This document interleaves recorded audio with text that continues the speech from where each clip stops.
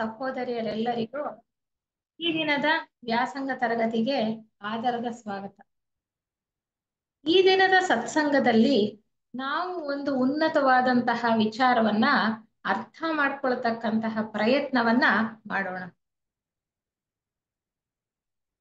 ನಮ್ಮ ಥಿಯಾಸಫಿ ವಾಂಗ್ಮಯದಲ್ಲಿ ನಮ್ಮ ಥಿಯಾಸಫಿ ಪ್ರಚಾರ ಮತ್ತು ಶಿಕ್ಷಣ ಸಮಿತಿ ಹೊರಡಿಸಿರ್ತಕ್ಕಂತಹ ಒಂದು ಗ್ರಂಥ ಜೀವನ ಇರುವುದು ಜೀವಿಸುವುದಕ್ಕೆ. ಇದನ್ನ ನೀವು ಕೇಳಿದಿರೋ ಇಲ್ವೋ ಗೊತ್ತಿಲ್ಲ. ಈ ಒಂದು ಗ್ರಂಥ ಇಂಗ್ಲಿಷ್ ಗ್ರಂಥದ ಒಂದು ಕನ್ನಡ ಅನುವಾದ. ಇಂಗ್ಲಿಷ್ ನಲ್ಲಿ ಹಿರಿಯ ಸೋದರರಾದ ಸುರೇಂದ್ರ ನಾರಾಯಣ್ ಅವರು ಬರೆದಿರ್ತಕ್ಕಂಥ ಲೈಫ್ ಇಸ್ ಫಾರ್ ಲಿವಿಂಗ್ ಅನ್ನುವಂತಹ ಗ್ರಂಥದ ಇದು ಕನ್ನಡ ಅನುವಾದ. ಇದನ್ನ ಕನ್ನಡಕ್ಕೆ ಅನುವಾದ ಮಾಡಿರ್ತಕ್ಕಂಥದ್ದು ನಮ್ಮ ಹಿರಿಯ ಸಹೋದರರಾದ RV ವಸ್ತ್ರದವರು. ಈ ಒಂದು ಗ್ರಂಥದಲ್ಲಿ ಸುರೇಂದ್ರ ನಾರಾಯಣ್ ಅವರು ಬರೆದಿರ್ತಕ್ಕಂತಹ ಅನೇಕ ಲೇಖನಗಳನ್ನ ಇಲ್ಲಿ ಸಂಗ್ರಹಿಸಲಾಗಿದೆ. ಜೊತೆಗೆ ಕೆಲವು ಉಪನ್ಯಾಸಗಳನ್ನು ಕೂಡ ಈ ಗ್ರಂಥದಲ್ಲಿ ಲೇಖನದ ರೂಪದಲ್ಲಿ ಕೊಡಲಾಗಿದೆ. ಸುರೇಂದ್ರ ನಾರಾಯಣ್ ಅವರು ನಮ್ಮ ಥಿಯೋಸಾಫಿಕಲ್ ಸೊಸೈಟಿ ಅಂತಾರಾಷ್ಟ್ರೀಯ ಉಪಾಧ್ಯಕ್ಷರಾಗಿದ್ರು. ರಾಧಾ ಬರ್ನಿಯರ್ ಅವರು ಅಧ್ಯಕ್ಷರಾಗಿದ್ದಾಗ ಇವರು ಉಪಾಧ್ಯಕ್ಷರಾಗಿ 1980ರಿಂದ 1995ರವರೆಗೆ ಅವರು ಸೇವೆಯನ್ನ ಸಲ್ಲಿಸಿದ್ದಾರೆ.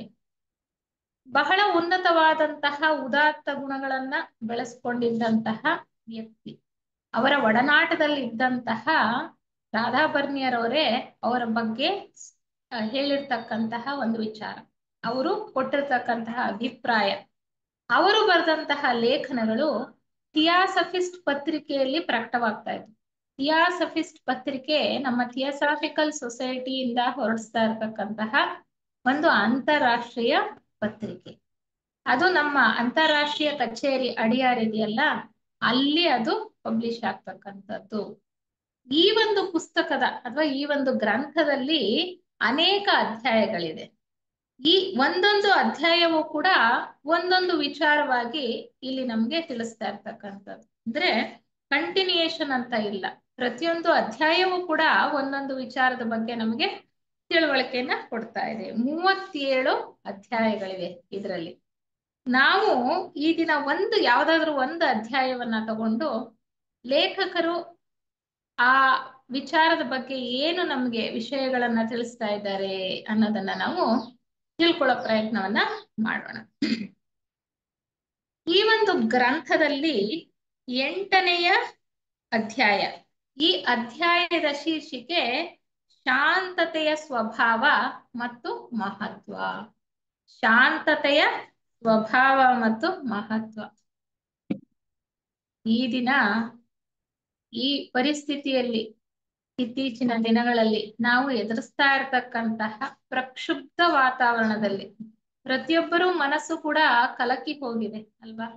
ಅನ್ಯಾಯ ಅಧರ್ಮ ಅಂತಕ್ಕಂಥದ್ದು ಎಷ್ಟರ ಮಟ್ಟಿಗೆ ಈ ಭೂಮಿಯ ಮೇಲೆ ಪ್ರಪಂಚದಲ್ಲಿ ನಾನಾ ಭಾಗಗಳಲ್ಲಿ ಕಾಣ್ತಾ ಇರ್ತಕ್ಕಂಥದ್ದು. ನಮ್ಮ ದೇಶವೂ ಕೂಡ ಅದಕ್ಕೆ ಹೊರತಾಗಿ ಏನಿಲ್ಲ. ಅಂತಹ ಸಂಕಷ್ಟದ ಪರಿಸ್ಥಿತಿಯಲ್ಲಿ ನಾವೆಲ್ಲ ಈ ದಿನ ಜೀವನವನ್ನ ನಡೆಸ್ತಾ ಇದ್ದೇವೆ. ಅಂತಹ ಪರಿಸ್ಥಿತಿಯಲ್ಲೂ ಕೂಡ ಎಂತಹದ್ದೇ ಸಂಘರ್ಷಗಳಿದ್ರೂ ಕೂಡ ಮನುಷ್ಯ ಶಾಂತ ಸ್ವಭಾವವನ್ನ ರೂಢಿಸ್ಕೊಳ್ತಕ್ಕಂಥದ್ದು, ಆ ಶಾಂತತೆಯನ್ನ ಅಭ್ಯಾಸ ಮಾಡತಕ್ಕಂಥದ್ದು ಬಹಳ ಮುಖ್ಯ. ಆದ್ರೆ ಈ ಶಾಂತ ಸ್ವಭಾವವನ್ನ ಅಥವಾ ಮಹತ್ವವನ್ನ ನಾವು ಸರಿಯಾಗಿ ಅರ್ಥೈಸ್ಕೊಂಡಿದ್ದೀವಾ ಅಂತ. ಶಾಂತ ಸ್ವಭಾವ ಅಂದ್ರೆ ಅಹಿಂಸೆ, ಹಿಂಸೆಯಲ್ಲಿ ತೊಡಗಿಕೊಳ್ಳೋದಲ್ಲ. ಅಂದ್ರೆ ಎಷ್ಟೇ ಅನ್ಯಾಯ ನಡೀತಾ ಇದ್ರು, ಅಧರ್ಮ ನಡೀತಾ ಇದ್ರು, ನಾನು ಶಾಂತವಾಗಿ ಇರಬೇಕು, ನಾನು ಏನು ಪ್ರತಿಕ್ರಿಯೆಯನ್ನೇ ತೋರಿಸಬಾರದು ಅನ್ನುವಂತಹ ದೃಷ್ಟಿಕೋನ ಸರಿಯಲ್ಲ ಅನ್ನುವಂಥದ್ದು. ಅದು ಸರಿಯೇ? ಅನ್ಯಾಯ ಅಧರ್ಮ ಎಲ್ಲಿ ನಡೀತಾ ಇದೆಯೋ ಅದನ್ನ ಎದುರಿಸಿ ನಿಲ್ತಕ್ಕಂತಹ ಒಂದು ಜವಾಬ್ದಾರಿ ಪ್ರತಿಯೊಬ್ಬ ಮನುಷ್ಯನಿಗೂ ಕೂಡ ಇದೆ, ಹೌದಲ್ವಾ? ಅಹಿಂಸೆ ಬಹಳ ಒಳ್ಳೆಯದು, ಸದ್ಗುಣ, ನಾವು ಬೆಳೆಸ್ಕೊಳ್ಬೇಕಾಗಿರ್ತಕ್ಕಂಥದ್ದು. ಉದ್ದೇಶ ಪೂರ್ವಕವಾಗಿ ನಾವು ಯಾರನ್ನು ಕೂಡ ಹಿಂಸೆಗೆ ಒಳಪಡಿಸ್ತಕ್ಕಂಥದ್ದು ಸರಿಯಲ್ಲ. ಶಾಂತ ಸ್ವಭಾವವನ್ನ ರೂಢಿಸ್ಕೊಳ್ಬೇಕಾಗಿರೋದು ಬಹಳ ಮುಖ್ಯ. ಏಕೆ ಮನುಷ್ಯ ಆಧ್ಯಾತ್ಮ ಪ್ರಗತಿಯನ್ನ ಸಾಧಿಸ್ಬೇಕು ಅಂದ್ರೆ, ಆಧ್ಯಾತ್ಮ ಮಾರ್ಗದಲ್ಲಿ ಮುಂದುವರಿಬೇಕು ಅಂತಂದ್ರೆ ಶಾಂತ ಸ್ವಭಾವ ಅಂತಕ್ಕಂಥದ್ದು ಬಹಳ ಮುಖ್ಯ. ಶಾಂತ ಸ್ವಭಾವ ಮನಸ್ಸಿನ ಏಕಾಗ್ರತೆ ಮತ್ತು ಶಾಂತತೆಗೆ ಸಂಬಂಧಿಸಿರ್ತಕ್ಕಂಥ ಅಲ್ವಾ. ನಾವು ಯಾವಾಗ ಶಾಂತವಾಗಿರ್ತೀವಿ? ನಮ್ಮ ಮನಸ್ಸು ಯಾವಾಗ ಕದಡದೆ ನಿಶ್ಚಲವಾಗಿ ಶಾಂತವಾಗಿರುತ್ತೋ ನಾವು ಕೂಡ ಅದೇ ರೀತಿ ನಮ್ಮ ನಡೆ ನುಡಿಯಲ್ಲಿ ಆ ಒಂದು ಶಾಂತತೆ ಎದ್ದು ಕಾಣಿಸ್ತಾ ಇರುತ್ತೆ ಅಲ್ವಾ. ಹಾಗೆ ಅನೇಕ ವಿಚಾರಗಳು ನಾವು ಸರಿಯಾಗಿ ಅರ್ಥೈಸ್ಕೊಳ್ತಕ್ಕಂತಹ ಸಂದಿಗ್ಧ ಪರಿಸ್ಥಿತಿ ಅಥವಾ ಪ್ರಕ್ಷುಬ್ಧ ಪರಿಸ್ಥಿತಿ ನಮ್ಮ ಕಣ್ಣೆದುರಿಗೆ ಈಗ ಕಾಣ್ತಾ ಇದೆ. ಎಲ್ಲೋ ಬೇರೆ ಕಡೆ ಯಾವುದೋ ದೇಶದಲ್ಲಿ ಏನೋ ನಡೀತಾ ಇದೆ ಅಂತಂದಾಗ ನಮಗೆ ಅದರ ಬಿಸಿ ತಟ್ಟೋದು ಕಡಿಮೆ. ನಮ್ಮ ದೇಶದಲ್ಲೇ ನಮ್ಮ ಜನರಿಗೆ ಆಗ್ತಾ ಇರ್ತಕ್ಕಂತಹ ಅನ್ಯಾಯವನ್ನ ನೋಡ್ಕೊಂಡಿರ್ತಕ್ಕಂಥದ್ದು ಕಷ್ಟ. ಅನ್ಯಾಯ ಅನ್ನುವಂಥದ್ರಲ್ಲಿ ಸ್ವಾರ್ಥ ಅನ್ನೋದಿರಬಾರದು. ಅನ್ಯಾಯ ಎಲ್ಲೇ ನಡೀತಾ ಇದ್ರು, ಯಾವ ದೇಶದ ಯಾವ ಭಾಗದಲ್ಲೇ ನಡೀತಾ ಇದ್ರು ಅಥವಾ ಪ್ರಪಂಚದ ಯಾವ ಭಾಗದಲ್ಲೇ ನಡೀತಾ ಇದ್ರು, ಮನುಷ್ಯ ಯಾವುದೇ ಜನಾಂಗಕ್ಕೆ ಸೇರಿದ್ರು ಯಾವುದೇ ಜಾತಿಗೆ ಸೇರಿದ್ರು ಕೂಡ ಈ ಅನ್ಯಾಯ ಹಿಂಸೆ ಅಂತಕ್ಕಂಥದ್ರ ವಿರುದ್ಧ ಹೋರಾಡಬೇಕಾಗಿರೋದು ಮನುಷ್ಯನ ಆದ್ಯ ಕರ್ತವ್ಯ. ನಾವು ಆಧ್ಯಾತ್ಮ ಪಥದಲ್ಲಿದ್ದೇವೆ, ಆಧ್ಯಾತ್ಮ ಸಾಧಕರಾಗಿದ್ದೇವೆ ಅಂದ ಮಾತ್ರಕ್ಕೆ ಅನ್ಯಾಯದ ವಿರುದ್ಧ ನಾವು ಧ್ವನಿ ಎತ್ತಬಾರದು ಅಂತಕ್ಕಂಥದ್ದು ಬಹಳ ತಪ್ಪು. ಅದು ಪಲಾಯನವಾದ ಆಗುತ್ತೆ. ನಾವು ಅನ್ಯಾಯ ನಡೀತಾ ಇದ್ರು ಕೂಡ ಅದನ್ನ ನೋಡ್ಕೊಂಡು ಸುಮ್ಮನೆ ಇದ್ರೆ ಅದು ಪಲಾಯನವಾದ, ಸ್ವಾರ್ಥದ ಪರಮಾವಧಿ. ಅದು ನನಗೇನು ಆಗಿಲ್ಲ ನಾನು ಸುಮ್ಮನೆ ಇರ್ತೀನಿ ಅಂತಕ್ಕಂಥದ್ದು ಅಲ್ಲಿ ಸ್ವಾರ್ಥವನ್ನ ತೋರಿಸ್ತಕ್ಕಂಥದ್ದು ಅಲ್ವಾ. ಹೀಗೆ ಅನೇಕ ವಿಚಾರಗಳು ನಮ್ಮ ಮನಸ್ಸಿಗೆ ಬರ್ತಕ್ಕಂಥದ್ದು. ಈ ಹಿನ್ನೆಲೆಯಲ್ಲಿ ನಾನು ಯಾವುದೇ ಒಂದು ಪ್ರಿಪರೇಷನ್ ಈ ಒಂದು ಸತ್ಸಂಗಕ್ಕೋಸ್ಕರ ಇರ್ಲಿಲ್ಲ. ನನಗೆ ಈ ದಿನ ಕ್ಲಾಸ್ ತಗೊಳ್ಬೇಕು ಅನ್ನೋದು ಗೊತ್ತಿರ್ಲಿಲ್ಲ. ಈ ಪುಸ್ತಕ ತೆಗೆದ್ರೆ ಆ ಒಂದು ಅಧ್ಯಾಯ ನನ್ನ ಗಮನ ಸೆಳೀತು. ಶಾಂತತೆಯ ಸ್ವಭಾವ ಮತ್ತೆ ಮಹತ್ವ ಅಂತಕ್ಕಂಥದ್ದು. ಅದಕ್ಕೆ ಆ ಒಂದು ಅಧ್ಯಾಯದಲ್ಲಿ ಏನ್ ಕೊಟ್ಟಿದ್ದಾರೆ ಅನ್ನೋದನ್ನ ತಿಳ್ಕೊಳ್ಳೋಣ. ಲೇಖಕರ ದೃಷ್ಟಿಕೋನ ಏನಿದೆ, ಅವರ ಅಭಿಪ್ರಾಯ ಏನಿದೆ ಅನ್ನುವಂತಹ ಒಂದು ವಿಚಾರದಲ್ಲಿ ಈ ಒಂದು ಅಧ್ಯಾಯವನ್ನ ನಾನು ಈ ದಿನ ಸತ್ಸಂಗಕ್ಕೆ ಆರಿಸ್ಕೊಂಡಿದ್ದೇನೆ. ನೋಡೋಣಂತೆ, ಓದ್ತಾ ಹೋಗ್ತೀನಿ. ಅನೇಕ ವಿಚಾರಗಳು ಸರಳವಾಗಿದೆ, ಆದರೆ ಅದರ ಆಳ ಅರ್ಥವನ್ನು ಕೂಡ ನಾವು ಗ್ರಹಿಸಬೇಕಾಗಿರೋದು ಬಹಳ ಮುಖ್ಯವಾಗಿದೆ. ಆ ಒಂದು ದೃಷ್ಟಿಯಲ್ಲಿ ನಾವು ನೋಡ್ತಾ ಹೋಗೋಣ ಯಾವ್ಯಾವ ವಿಚಾರಗಳನ್ನ ನಮ್ಗಿಲ್ಲಿ ಲೇಖಕರು ಹೇಳ್ತಾರೆ ಅಂತ. ಒಂದು ಸಲ ಅಂತಾರಾಷ್ಟ್ರೀಯ ಕ್ರಿಕೆಟ್ ಪಂದ್ಯದಲ್ಲಿ ಅತಿ ಹೆಚ್ಚಿನ ವಿಕೆಟ್ ಪಡೆದ ಭಾರತೀಯ ಆಟಗಾರನನ್ನ ನಿನ್ನ ಈ ಯಶಸ್ಸಿಗೆ ಕಾರಣಗಳೇನು ಎಂದು ಪ್ರಶ್ನಿಸಿದಾಗ ಅವನು ನೀಡಿದ ಕಾರಣಗಳು ಹೊರಗಿನ ಜನರ ಕೆರಳಿಸುವಿಕೆಯ ಮಧ್ಯದಲ್ಲಿಯೂ ತನ್ನಲ್ಲಿದ್ದ ಶಾಂತತೆ ಮತ್ತು ಏಕಾಗ್ರತೆ. ಅಂದ್ರೆ ಇಲ್ಲಿ ಒಂದು ಕ್ರಿಕೆಟ್ ಪಂದ್ಯ ನಮಗೆಲ್ಲ ಬಹಳ ಆಸಕ್ತಿದಾಯಕವಾಗಿರ್ತಕ್ಕಂಥದ್ದು, ನಮಗೆಲ್ಲ ಬಹಳ ಇಷ್ಟವಾಗಿರ್ತಕ್ಕಂಥದ್ದು. ನಾವು ಬಹಳಷ್ಟು ಜನ ಅದನ್ನ ನೋಡ್ತಕ್ಕಂಥದ್ದು ಅಲ್ವಾ. ಯಾವುದೇ ಒಂದು ಆಟದಲ್ಲಿ, ಇಲ್ಲಿ ಮೊದಲಿಗೆ ಆಟದ ಒಂದು ಉದಾಹರಣೆ ತಗೊಂಡಿದ್ದಾರೆ. ಯಾವುದೇ ಒಂದು ಪಂದ್ಯದಲ್ಲಿ ಯಶಸ್ಸನ್ನ ಕಾಣಬೇಕು ಅಂತಂದ್ರೆ ಅಲ್ಲಿ ಆ ಪಂದ್ಯವನ್ನ ಆಡ್ತಾ ಇರ್ತಕ್ಕಂಥ ಆಟಗಾರರ ಮನಸ್ಥಿತಿ ಹೇಗಿರ್ಬೇಕು? ಪ್ರಶಾಂತವಾಗಿರ್ಬೇಕು. ಯಾಕೆ ಅಂದ್ರೆ ಮನಸ್ಸು ಸ್ಥಿಮಿತದಲ್ಲಿ ಇದ್ರೆ, ಪ್ರಶಾಂತವಾಗಿದ್ರೆ ಆಗ ಮಾತ್ರ ನಮ್ಮ ಸಾಮರ್ಥ್ಯವನ್ನ ಸಂಪೂರ್ಣವಾಗಿ ಹೊರಗಿಡೋದಕ್ಕೆ ಸಾಧ್ಯ. ಅಂದ್ರೆ ಸಂಪೂರ್ಣ ಸಾಮರ್ಥ್ಯದಿಂದ ಆಟವನ್ನ ಆಡೋದಿಕ್ಕೆ ಸಾಧ್ಯ. ಸಂಪೂರ್ಣ ಸಾಮರ್ಥ್ಯದಿಂದ ಏಕಾಗ್ರತೆಯಿಂದ ನಾವು ಪಂದ್ಯವನ್ನ ಆಡಿದ್ದೇ ಆದ್ರೆ ಯಶಸ್ಸು ಖಂಡಿತ ಅಲ್ವಾ. ಆ ರೀತಿಯ ಒಂದು ದೃಷ್ಟಿಕೋನದಲ್ಲಿ ಹೇಳ್ತಾರೆ, ಶಾಂತತೆಯ ಸ್ವಭಾವ ಅಂತಕ್ಕಂಥದ್ದು ಯಶಸ್ಸಿಗೆ ಬಹಳ ಮುಖ್ಯವಾಗಿರ್ತಕ್ಕಂತಹ ಕಾರಣ. ಅಂದ್ರೆ ಯಾವುದೇ ಒಂದು ಪಂದ್ಯ ಇರ್ಬೋದು, ಅಥವಾ ಒಂದು ಸನ್ನಿವೇಶ ಇರ್ಬೋದು, ಅಥವಾ ಒಂದು ಸಮಸ್ಯೆ ಇರ್ಬೋದು, ಅಥವಾ ನಮ್ಮ ಆಧ್ಯಾತ್ಮ ಪಥದ ಜೀವನನೇ ಇರ್ಬೋದು, ಅಥವಾ ದೈನಂದಿನ ದಿನನಿತ್ಯದ ಚಟುವಟಿಕೆಗಳೇ ಇರ್ಬೋದು ಅಲ್ವಾ.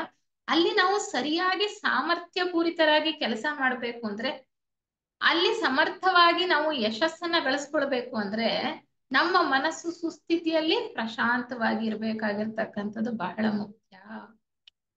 ಯಾವುದೋ ಒಂದು ಗಲಭೆ ನಡೀತಾ ಇದೆ ಅಥವಾ ಆಟದಲ್ಲಿ ಏನೋ ಕೆರಳಿಸ್ತಾ ಇದ್ದಾರೆ ನೋಡಿ. ಆಟ ಆಡುವಾಗ ನಾವು ನೋಡ್ತಾ ಇರ್ತೀವಲ್ಲ, ಎಲ್ಲಿ ಎಷ್ಟು ಪೈಪೋಟಿ ಇರುತ್ತೆ, ಸ್ಪರ್ಧೆ ಇರುತ್ತೆ, ಪ್ರತಿಸ್ಪರ್ಧಿಗಳು ಎಷ್ಟು ಕೆರಳಿಸ್ತಾ ಇರ್ತಕ್ಕಂಥದ್ದು ಆಟ ಆಡುವಾಗ. ಹೊರಗಡೆ ಕೂತಿರ್ತಕ್ಕಂತಹ ಜನ ಎಷ್ಟು ಒಂದು ಏನು ಟೀಮ್ಗೆ ಹೆಚ್ಚು ಬೆಂಬಲವನ್ನ ಕೊಡ್ತಕ್ಕಂಥದ್ದು, ಅವರಿಗೆ ಪ್ರೋತ್ಸಾಹವನ್ನ ಕೊಡ್ತಕ್ಕಂಥದ್ದು, ಇನ್ನೊಬ್ಬರಿಗೆ ಅಷ್ಟು ಪ್ರೋತ್ಸಾಹ ಕೊಡದೇ ಇರ್ತಕ್ಕಂಥದ್ದು, ಇದನ್ನೆಲ್ಲ ನಾವು ಗಣನೆಗೆ ತಗೊಳ್ತಾ ಹೋದ್ರೆ ಒಂದು ಪಂದ್ಯದಲ್ಲಿ ಒಬ್ಬ ವ್ಯಕ್ತಿ ಯಶಸ್ಸನ್ನ ಸಾಧಿಸೋದಕ್ಕೆ ಸಾಧ್ಯ ಇಲ್ಲ ಅಲ್ವಾ. ಹಾಗೆ ಇಲ್ಲಿ ಎಂತಹ ಪರಿಸ್ಥಿತಿಯ ಮಧ್ಯದಲ್ಲೂ ಕೂಡ ಶಾಂತತೆ ಮತ್ತೆ ಏಕಾಗ್ರತೆ ಅಂತಕ್ಕಂಥದ್ದು ಯಶಸ್ಸಿಗೆ ಕಾರಣ ಅನ್ನುವಂತಹ ದೃಷ್ಟಿಯಲ್ಲಿ ನಮ್ಗೆ ಹೇಳ್ತಾ ಹೋಗ್ತಾರೆ. ಮುಂದೆ ನೋಡೋಣ. ಅದೇ ರೀತಿಯಾಗಿ ಈ ಜಗತ್ತಿನ ನಮ್ಮ ದೈನಂದಿನ ಜೀವನದಲ್ಲಿಯೂ ಸಹ ನಾವು ಎದುರಿಸುತ್ತಿರುವ ರಕ್ತದೊತ್ತಡ, ಉದ್ವೇಗ, ತಲೆನೋವು ಇತ್ಯಾದಿಗಳಿಗೆ ವೈದ್ಯರು, ಮನಃಶಾಸ್ತ್ರಜ್ಞರು, ಚಿಕಿತ್ಸಕರು, ನಿರ್ವಾಹಕ ತಜ್ಞರು ಮತ್ತು ಇತರರು ಇವುಗಳ ವಿಚಾರಣೆಗೆ ನೀಡುವ ಸಾಮಾನ್ಯ ಸಲಹೆ ಎಂದರೆ ಸದಾ ಶಾಂತವಾಗಿರಿ ಮತ್ತು ಏಕಾಗ್ರಚಿತ್ತರಾಗಿರಿ ಎಂದು. ಏಕೆಂದರೆ ಇಂತಹ ಸ್ಥಿತಿಯು ನಮಗೆ ಉತ್ತಮ ನಿರ್ಣಯಗಳನ್ನು, ಸ್ಪರ್ಧಾತ್ಮಕ ಯೋಜನೆಗಳನ್ನು ತೆಗೆದುಕೊಳ್ಳಲು ಮತ್ತು ಅತ್ಯಂತ ಕಠಿಣ ಮತ್ತು ಸಂಕೀರ್ಣವಾದ ಯೋಜನೆಗಳ ದಕ್ಷ ನಿರ್ವಹಣೆಗೆ ತುಂಬಾ ಅವಶ್ಯಕವಾಗಿ ಪರಿಣಮಿಸುತ್ತದೆ. ಒಂದು ದೃಷ್ಟಿಕೋನ ಅಂದ್ರೆ ಒಂದು ಮುಖ ಶಾಂತತೆ ಅಂತಕ್ಕಂಥದ್ದು ಗೆಲುವನ್ನ ತಂದುಕೊಡುತ್ತೆ, ಯಶಸ್ಸನ್ನ ತಂದುಕೊಡುತ್ತೆ ಒಂದು ಪಂದ್ಯದಲ್ಲಿ ಅನ್ನುವ ದೃಷ್ಟಿಯಲ್ಲಿ ಹೇಳಿದ್ರೆ, ಇನ್ನೊಂದು ಮುಖವನ್ನ ಅವ್ರು ನಮ್ಗೆ ಹೇಳ್ತಾ ಇದ್ದಾರೆ, ಶಾಂತ ಮನಸ್ಥಿತಿ, ಶಾಂತತೆಯ ಸ್ವಭಾವ ನಮ್ಮ ಸ್ಥೂಲ ದೇಹದ ಆರೋಗ್ಯವನ್ನ ಅಥವಾ ನಮ್ಮ ಆರೋಗ್ಯವನ್ನ ಕಾಪಾಡೋದಕ್ಕೆ ಬಹಳ ಮುಖ್ಯ. ಒಂದು ಸಾರಿ ನಾವು ರಾಗಭಾವಗಳಿಗೆ ತುತ್ತಾಗಿ ಕೋಪಗೊಂಡ್ರೆ ಅದರ ಒಂದು ಪ್ರಭಾವ ನಮ್ಮ ದೇಹದ ಮೇಲೆ 48 ಗಂಟೆಗಳ ಕಾಲ ಇರುತ್ತಂತೆ. ಆ 48 ಗಂಟೆಗಳಲ್ಲಿ ನಾವು ಮತ್ತೆ ಇನ್ನೊಂದ್ಸರಿ ಕೋಪಗೊಂಡ್ರೆ ಅಥವಾ ಉದ್ರೇಕಗೊಂಡ್ರೆ ಅದು ಮತ್ತೆ ಮುಂದುವರಿತಾ ಹೋಗುತ್ತೆ, ಅಂದ್ರೆ ಕೊನೆನೇ ಇಲ್ಲ. ನಮ್ಮ ಪರಿಸ್ಥಿತಿ ನೋಡಿ, ದೈನಂದಿನ ಜೀವನದಲ್ಲಿ ನಾವು ಹೇಗೆ ಪ್ರತಿಯೊಂದು ಸನ್ನಿವೇಶದಲ್ಲೂ ನಡ್ಕೊಳ್ತೀವಿ ಅಂತಕ್ಕಂಥದ್ದು ಬಹಳ ಮುಖ್ಯ ಆಗತ್ತೆ. ನಮ್ಮ ದೈಹಿಕ ಆರೋಗ್ಯಕ್ಕೂ ಕೂಡ ಈ ಶಾಂತತೆಯ ಸ್ವಭಾವ ಅನ್ನುವಂಥದ್ದು ಬಹಳ ಮುಖ್ಯ. ಯಾಕೆಂದ್ರೆ ಹೇಳ್ತಾರೆ ನೋಡಿ, ಸೈಕೋಸೊಮ್ಯಾಟಿಕ್ ಡಿಸೀಸಸ್ ಅಂತ ಹೇಳುವಂಥದ್ದು ಈಗ ಅಂದ್ರೆ ಮನಸ್ಸಿನ ಒಂದು ಉದ್ವೇಗ ಅಥವಾ ಮನಸ್ಸಿನ ತಳಮಳ ನಮ್ಮ ದೈಹಿಕ ಒಂದು ದೇಹದ ಮೇಲೂ ಕೂಡ ಪರಿಣಾಮವನ್ನ ಬೀರ್ತಕ್ಕಂಥದ್ದು, ಅದರ ಪ್ರಭಾವ ನಮ್ಮ ದೇಹದ ಮೇಲೂ ಆಗತಕ್ಕಂಥದ್ದು ಅಲ್ವಾ.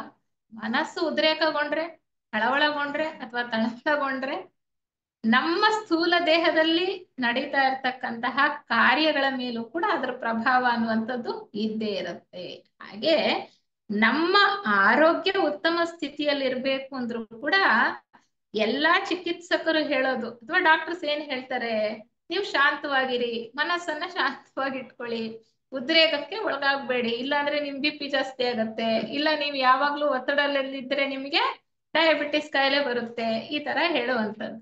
ಅಂದ್ರೆ ಮನೋಶಾಸ್ತ್ರಜ್ಞರು ಮತ್ತೆ ಈ ವೈದ್ಯರು ಕೂಡ ಹೇಳ್ತಕ್ಕಂಥದ್ದು ಶಾಂತ ಸ್ವಭಾವವನ್ನ ನಾವು ರೂಢಿಸ್ಕೊಳ್ತಕ್ಕಂಥದ್ದು ಬಹಳ ಮುಖ್ಯ ಅನ್ನುವಂತಹ ದೃಷ್ಟಿಯಲ್ಲಿ. ಆಧ್ಯಾತ್ಮಿಕ ಪಥದಲ್ಲಿಯೂ ಸಹ ಅಥವಾ ಆಧ್ಯಾತ್ಮ ಸಾಧನೆಯಲ್ಲಿ ತೊಡಗಿದವರಿಗೆ ಉಂಟಾಗುವ ಒತ್ತಡವೂ ಸಹ ಶಾಂತತೆ ಮತ್ತು ಏಕಾಗ್ರತೆಯ ಸದ್ಗುಣಗಳನ್ನು ಬೆಳೆಸಿಕೊಳ್ಳುವ ಅವಶ್ಯಕತೆಯನ್ನುಂಟು ಮಾಡುತ್ತದೆ. ಇದರ ಅವಶ್ಯಕತೆಯು ನಮ್ಮ ದೈನಂದಿನ ಜೀವನದಲ್ಲಿ ಎದುರಾಗುವ ಸರಳ ಸಮಸ್ಯೆಗಳಿಂದ ಪ್ರಾರಂಭವಾಗುತ್ತದೆ. ಈ ಕುರಿತು ಅನಿ ಬೆಸೆಂಟರು, ಆಧ್ಯಾತ್ಮ ಸಾಧಕರು ಅತಿ ಹೆಚ್ಚಿನ ಶ್ರಮ ವಹಿಸುವುದರಿಂದ ಅದು ಅವರ ದೈಹಿಕ ಮತ್ತು ಮಾನಸಿಕ ಶಾಂತತೆಯನ್ನು ನಷ್ಟಗೊಳಿಸುವುದರ ಕುರಿತು ನೀಡಿದ ಸಲಹೆ ತುಂಬಾ ಮಹತ್ವಪೂರ್ಣದ್ದಾಗಿದೆ. ಅವರು ಮುಂದುವರಿಸುತ್ತಾ, ಈ ರೀತಿಯ ಅತಿ ಹೆಚ್ಚು ಶ್ರಮ ವಹಿಸಿ ಕಾರ್ಯನಿರ್ವಹಿಸುವ ಪ್ರವೃತ್ತಿಯು ಇಂದಿನ ಅತ್ಯುತ್ಸಾಹವನ್ನು ಹೊಂದಿದ ತರುಣರಲ್ಲಿ ಹೆಚ್ಚಾಗಿ ಕಂಡುಬರುತ್ತದೆ. ಇದು ಅವರಲ್ಲಿರುವ ಪ್ರಜ್ಞೆಯ ಕೊರತೆಯನ್ನ ತೋರಿಸುತ್ತದೆ. ಇಂದು ನಾವು ತೋರುವ ಅತಿ ಹೆಚ್ಚಿನ ಶ್ರಮವು ನಾಳೆಗೆ ನಮ್ಮನ್ನು ನಿಷ್ಕ್ರಿಯರನ್ನಾಗಿಸುತ್ತದೆ. ಇಂದಿನ ಅಸಮತೋಲನವಾದ ಅತ್ಯುತ್ಸಾಹದಿಂದ ನಾಡಿನ ಕಾರ್ಯಕ್ಷಮತೆಯನ್ನ ಕಳೆದುಕೊಳ್ಳುತ್ತೇವೆ. ಆದರೆ ಇದು ಅತ್ಯಂತ ಮಹತ್ವಪೂರ್ಣವಾದ ಕಾರ್ಯವನ್ನು ತುರ್ತು ಪರಿಸ್ಥಿತಿಯಲ್ಲಿ ವಿವೇಕಪೂರ್ಣವಾಗಿ ನಿರ್ದಿಷ್ಟ ಸಮಯದಲ್ಲಿಯೇ ನಿರ್ವಹಿಸಬೇಕಾದ ಪರಿಸ್ಥಿತಿಗೆ ಅನ್ವಯಿಸುವುದಿಲ್ಲ ಎಂದು ಅವರು ಹೇಳುತ್ತಾರೆ. ಇಂತಹ ತುರ್ತು ಪರಿಸ್ಥಿತಿಗಳು ಮೇಲಿಂದ ಮೇಲೆ ಬರದಂತೆ ವಿವೇಕಯುತವಾಗಿ ಯೋಜನೆಗಳನ್ನ ರೂಪಿಸಿಕೊಳ್ಳಬೇಕು. ಎಷ್ಟು ಚೆನ್ನಾಗಿ ಎಷ್ಟೊಂದು ವಿಚಾರಗಳನ್ನ ಈ ಒಂದು ಪ್ಯಾರಾಗ್ರಾಫ್ ಅಲ್ಲಿ ನಮ್ಗೆ ಅವರು ಹೇಳ್ತಾ ಇದ್ದಾರೆ. ಆಧ್ಯಾತ್ಮ ಪಥದಲ್ಲೂ ಕೂಡ ನಾವು ಸಾಧನೆಯನ್ನ ಮಾಡಬೇಕು ಅಂತಂದ್ರೆ ಶಾಂತತೆಯ ಸ್ವಭಾವ ಅನ್ನುವಂಥದ್ದು ಬಹಳ ಮುಖ್ಯವಾಗುತ್ತೆ. ಶಾಂತತೆ ಮತ್ತು ಏಕಾಗ್ರತೆ ಅನ್ನುವಂತಹ ಸದ್ಗುಣಗಳನ್ನ ಸಾಧಕ ರೂಢಿಸ್ಕೊಳ್ಬೇಕಾಗತ್ತೆ. ಅಂದ್ರೆ ಪ್ರಾರಂಭದಲ್ಲಿ ಅತ್ಯುತ್ಸಾಹದಿಂದ ಕೆಲಸ ಮಾಡಿ ನಮ್ಮ ಶಕ್ತಿ ಸಾಮರ್ಥ್ಯಗಳನ್ನೆಲ್ಲಾ ಕಳ್ಕೊಂಡು ಆಮೇಲೆ ನಿರುತ್ಸಾಹದಿಂದ ಕುಳಿತುಕೊಳ್ತಕ್ಕಂಥದ್ದಲ್ಲ. ಸಮಚಿತ್ತದಿಂದ ಸಮತೋಲನದಿಂದ ಒಂದೇ ಗತಿಯಲ್ಲಿ ನಾವು ಸಾಧನೆಯನ್ನ ನಡೆಸ್ತಕ್ಕಂಥದ್ದು ಬಹಳ ಮುಖ್ಯ. ಆಧ್ಯಾತ್ಮ ಪಥದಲ್ಲೂ ಕೂಡ ಹಾಗೆ ಈ ಒಂದು ಶಾಂತ ಸ್ವಭಾವ ಅನ್ನುವಂಥದ್ದು ಬಹಳ ಮುಖ್ಯ. ಈ ಆಧ್ಯಾತ್ಮ ಪಥದಲ್ಲಿ ಆಧ್ಯಾತ್ಮ ಸಾಧನೆಯನ್ನ ನಾವು ಮಾಡಬೇಕು ಅಂದಾಗ ಮಾತ್ರ ಶಾಂತ ಸ್ವಭಾವ ಮುಖ್ಯವಾಗುತ್ತೆ ಅಂತಲ್ಲ. ಈ ಶಾಂತ ಸ್ವಭಾವವನ್ನ ನಾವು ಎಲ್ಲಿ ಹೇಗೆ ರೂಢಿಸ್ಕೊಳ್ಳೋದಕ್ ಸಾಧ್ಯ? ಮನುಷ್ಯ ದೈನಂದಿನ ಜೀವನದಿಂದ ಹೊರತಾಗಿಲ್ಲ.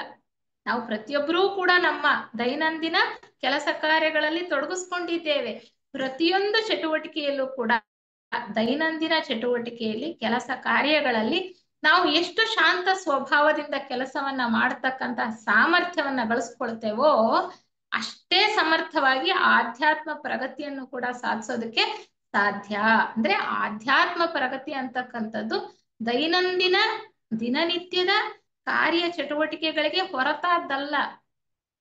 ಇಲ್ಲಿ ನಾವು ದೈನಂದಿನ ದಿನನಿತ್ಯದ ಚಟುವಟಿಕೆಗಳಲ್ಲಿ ಸಮರಸತೆಯನ್ನ ಕಂಡುಕೊಂಡು ಸಹಬಾಳ್ವೆಯನ್ನು ಮಾಡ್ತಾ ಶಾಂತ ಚಿತ್ತರಾಗಿ ಇದ್ರೆ ಮಾತ್ರ ನಾವು ಆಧ್ಯಾತ್ಮ ಪ್ರಗತಿಯನ್ನ ಸಾಧಿಸೋದಕ್ಕೆ ಸಾಧ್ಯ. ಅಂದ್ರೆ ಇದು ಅದರಿಂದ ಹೊರತಲ್ಲ. ಅದಕ್ಕೆ ದೈನಂದಿನ ಚಟುವಟಿಕೆಗಳಲ್ಲಿ ನಮ್ಮ ಒಂದು ಪ್ರವೃತ್ತಿ ಹೇಗಿರ್ಬೇಕು? ಶಾಂತ ಸ್ವಭಾವದ ಪ್ರವೃತ್ತಿ ನಮಗೆ ಇರಬೇಕು. ಅತಿಯಾಗಿ ನಾವು ಶ್ರಮ ಪಡ್ತಾ ನಮ್ಮ ಶಕ್ತಿಯನ್ನೆಲ್ಲ ನಾವು ವ್ಯಯಿಸೋದಲ್ಲ.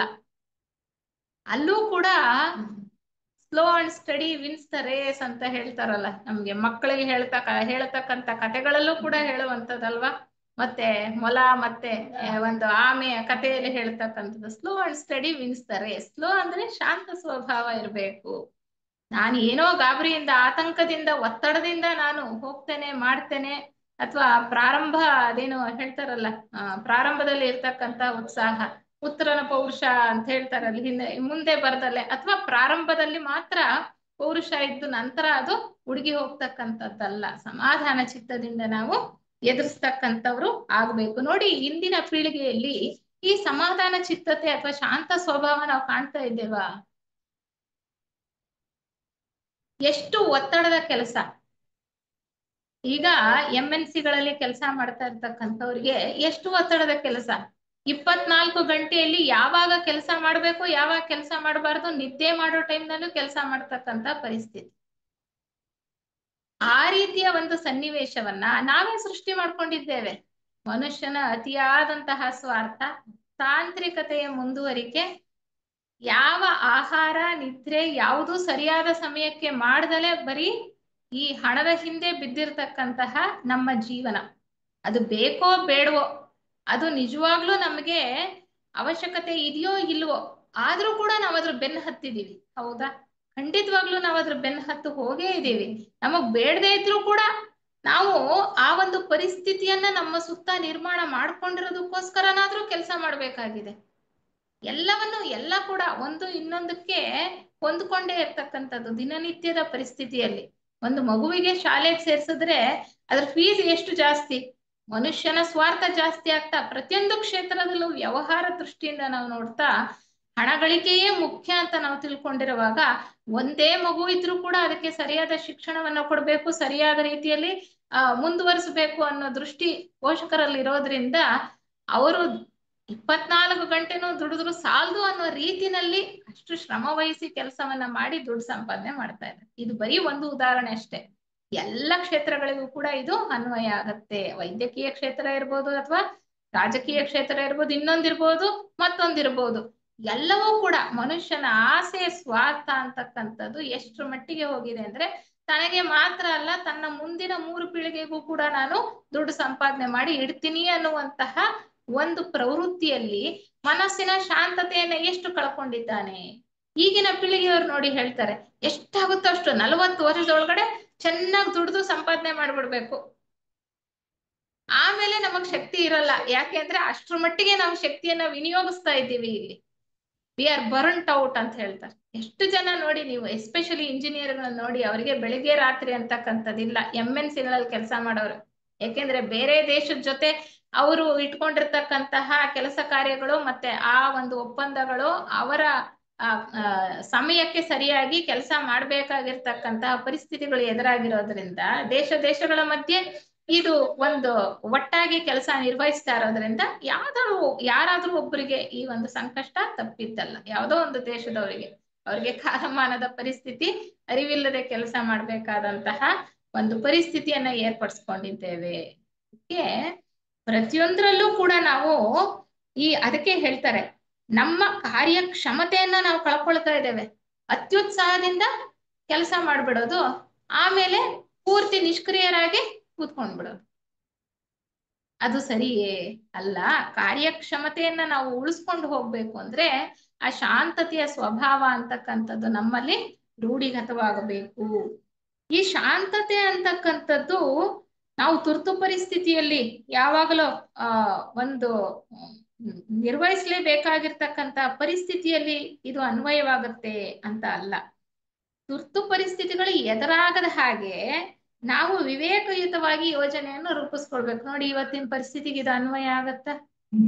ನಾವು ವಿವೇಕಯುತವಾಗಿ ಕೆಲಸ ಮಾಡಿದ್ರೆ ಈ ಪರಿಸ್ಥಿತಿ ನಮಗ್ ಬರ್ತಾ ಇತ್ತ?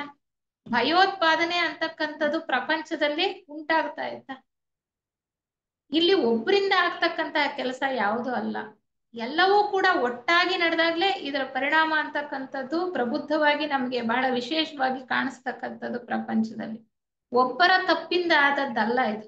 ಪ್ರತಿಯೊಬ್ಬರೂ ಕೂಡ ಅದರಲ್ಲಿ ಭಾಗಿಗಳಾಗಿದ್ದಾರೆ. ಯುದ್ಧ ಎಲ್ಲೋ ನಡೀತಿರ್ಬೋದು, ಆದ್ರೆ ನಾವು ಕೂತಲ್ಲಿಂದಲೇ ನಮ್ಮ ಮನಸ್ಸಿನ ಒಂದು ಆಲೋಚನೆಗಳ ಮೂಲಕ, ಶಕ್ತಿಯ ಮೂಲಕ ಎಲ್ಲ ಕಡೆ ಕೂಡ ನಮ್ಮ ಪ್ರಭಾವವನ್ನ ಬೀರಬಹುದಾಗಿದೆ. ಆ ರೀತಿಯ ಪ್ರಕ್ಷುಬ್ಧ ಮನೋಭಾವವನ್ನ ನಾವು ಬೆಳೆಸ್ಕೊಂಡಿದ್ದೇವೆ. ನಮ್ಮ ಮನಸ್ಸಿನ ಹತೋಟಿ ನಮಗೆ ತಪ್ಪಿ ಹೋಗಿದೆ. ಆ ಸ್ಥಿತಿಯಲ್ಲಿ ಪ್ರತಿಯೊಬ್ಬರೂ ಕೂಡ ಪ್ರತ್ಯಕ್ಷವಾಗೋ ಪರೋಕ್ಷವಾಗೋ ಇಂದಿನ ಪರಿಸ್ಥಿತಿಗೆ ಎಲ್ಲರೂ ಕೂಡ ಕಾರಣರಾಗ್ತಾರೆ. ಆ ಪರಿಸ್ಥಿತಿ, ತುರ್ತು ಪರಿಸ್ಥಿತಿ ಎದುರಿಗೆ ಬಂದಾಗ ನಾನು ಅದಕ್ಕೆ ಬೇಕಾದಂತ ಯೋಜನೆ ಮಾಡ್ತೀನಿ ಅಥವಾ ಅದಕ್ಕೆ ನಾನು ಒಂದು ಯೋಜನೆಯನ್ನ ರೂಪಿಸ್ತೀನಿ ಅಂತ ಹೋದ್ರೆ ಅದು ನಮಗೆ ಸಾಧ್ಯ ಆಗುತ್ತಾ? ಅದು ಎಷ್ಟು ಕಷ್ಟ ಇದೆ ಆ ಪರಿಸ್ಥಿತಿಯಲ್ಲಿ. ಅದಕ್ಕೆ ಹೇಳ್ತಾರೆ, ವಿವೇಕಪೂರ್ಣವಾಗಿ ಪ್ರತಿಯೊಂದು ದೈನಂದಿನ ಚಟುವಟಿಕೆಗಳಲ್ಲಿ, ಸನ್ನಿವೇಶಗಳಲ್ಲಿ ನಾವು ಆ ಶಾಂತ ಸ್ವಭಾವವನ್ನ ರೂಢಿಸ್ಕೊಂಡು ಜೀವನ ಮಾಡ್ತಕ್ಕಂಥದ್ದು ಎಷ್ಟು ಮುಖ್ಯ. ಶಾಂತತೆ ಎಲ್ಲಿರುತ್ತೋ ಅಲ್ಲಿ ಸಹಬಾಳ್ವೆ ಇರುತ್ತೆ, ಸೌಹಾರ್ದತೆ ಇರುತ್ತೆ. ಗಲಭೆ ಘರ್ಷಣೆಗಳು ಇರೋದಕ್ಕೆ ಸಾಧ್ಯ ಇಲ್ಲ. ಆದ್ರೆ ಈಗ ತುರ್ತು ಪರಿಸ್ಥಿತಿ ಬರೋ ತನಕ ನಾವು ಅದನ್ನ ಅಲಕ್ಷ್ಯ ಮಾಡಿ ಈಗ ತುರ್ತು ಪರಿಸ್ಥಿತಿಯಲ್ಲಿ ನಮಗೆ ಏನ್ ಮಾಡ್ಬೇಕು ಅನ್ನೋದು ಅರ್ಥ ಆಗದಲ್ಲೇ ಇರುವಂತಹ ಪರಿಸ್ಥಿತಿಯಲ್ಲಿ ನಾವು ಬಂದು ಕೂತಿದ್ದೇವೆ. ಆ ರೀತಿಯ ಪರಿಸ್ಥಿತಿಯನ್ನ ನಾವು ಸೃಷ್ಟಿಸ್ಕೊಳ್ಬಾರ್ದು. ವಿವೇಕಪೂರ್ಣವಾಗಿ ಪ್ರಾರಂಭದಿಂದಲೇ ನಮ್ಮ ದೈನಂದಿನ ಚಟುವಟಿಕೆಗಳಲ್ಲಿ, ಕೆಲಸ ಕಾರ್ಯಗಳಲ್ಲಿ ನಾವು ಶಾಂತ ಸ್ವಭಾವನ ಬೆಳೆಸ್ಕೊಳ್ಳೋದು ಮುಖ್ಯ ಅನ್ನುವಂತ ವಿಚಾರವನ್ನ ನಮ್ಗಿಲ್ಲಿ ಅವರು ಹೇಳ್ತಾರೆ. ಒಬ್ಬರಿಗೆ ಹೆಚ್ಚು ಶ್ರಮದಾಯಕ ಕಾರ್ಯ ಎನಿಸಿದ್ದು ಇನ್ನೊಬ್ಬರಿಗೆ ಅನ್ನಿಸಲಿಕ್ಕಿಲ್ಲ.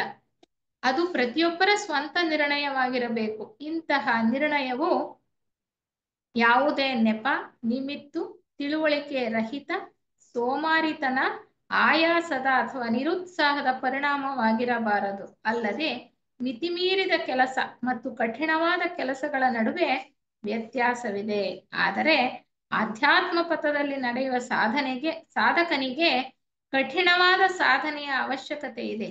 ಏಕೆಂದರೆ ಆಧ್ಯಾತ್ಮದ ಪಥವು ಗುರಿ ಮುಟ್ಟುವವರೆಗೆ ಪ್ರಯಾಸದ ಏರುದಾರಿಯಾಗಿದೆ. ನಮ್ಗೆ ಆಧ್ಯಾತ್ಮ ಪಥದಲ್ಲೂ ಕೂಡ ಶಾಂತತೆಯ ಸ್ವಭಾವ ಎಷ್ಟು ಮುಖ್ಯ ಅನ್ನುವಂತಹ ವಿಚಾರವನ್ನ ಇದಕ್ಕೆ ಮುಂಚೆನೆ ಪ್ರಸ್ತಾಪ ಮಾಡಿದ್ರು. ಸಾಧನೆ ಬಹಳ ಶ್ರಮದಾಯಕವಾದದ್ದು, ಆದ್ರೆ ನಮಗೆ ಸರಿಯಾದ ತಿಳುವಳಿಕೆ ಇರಬೇಕು.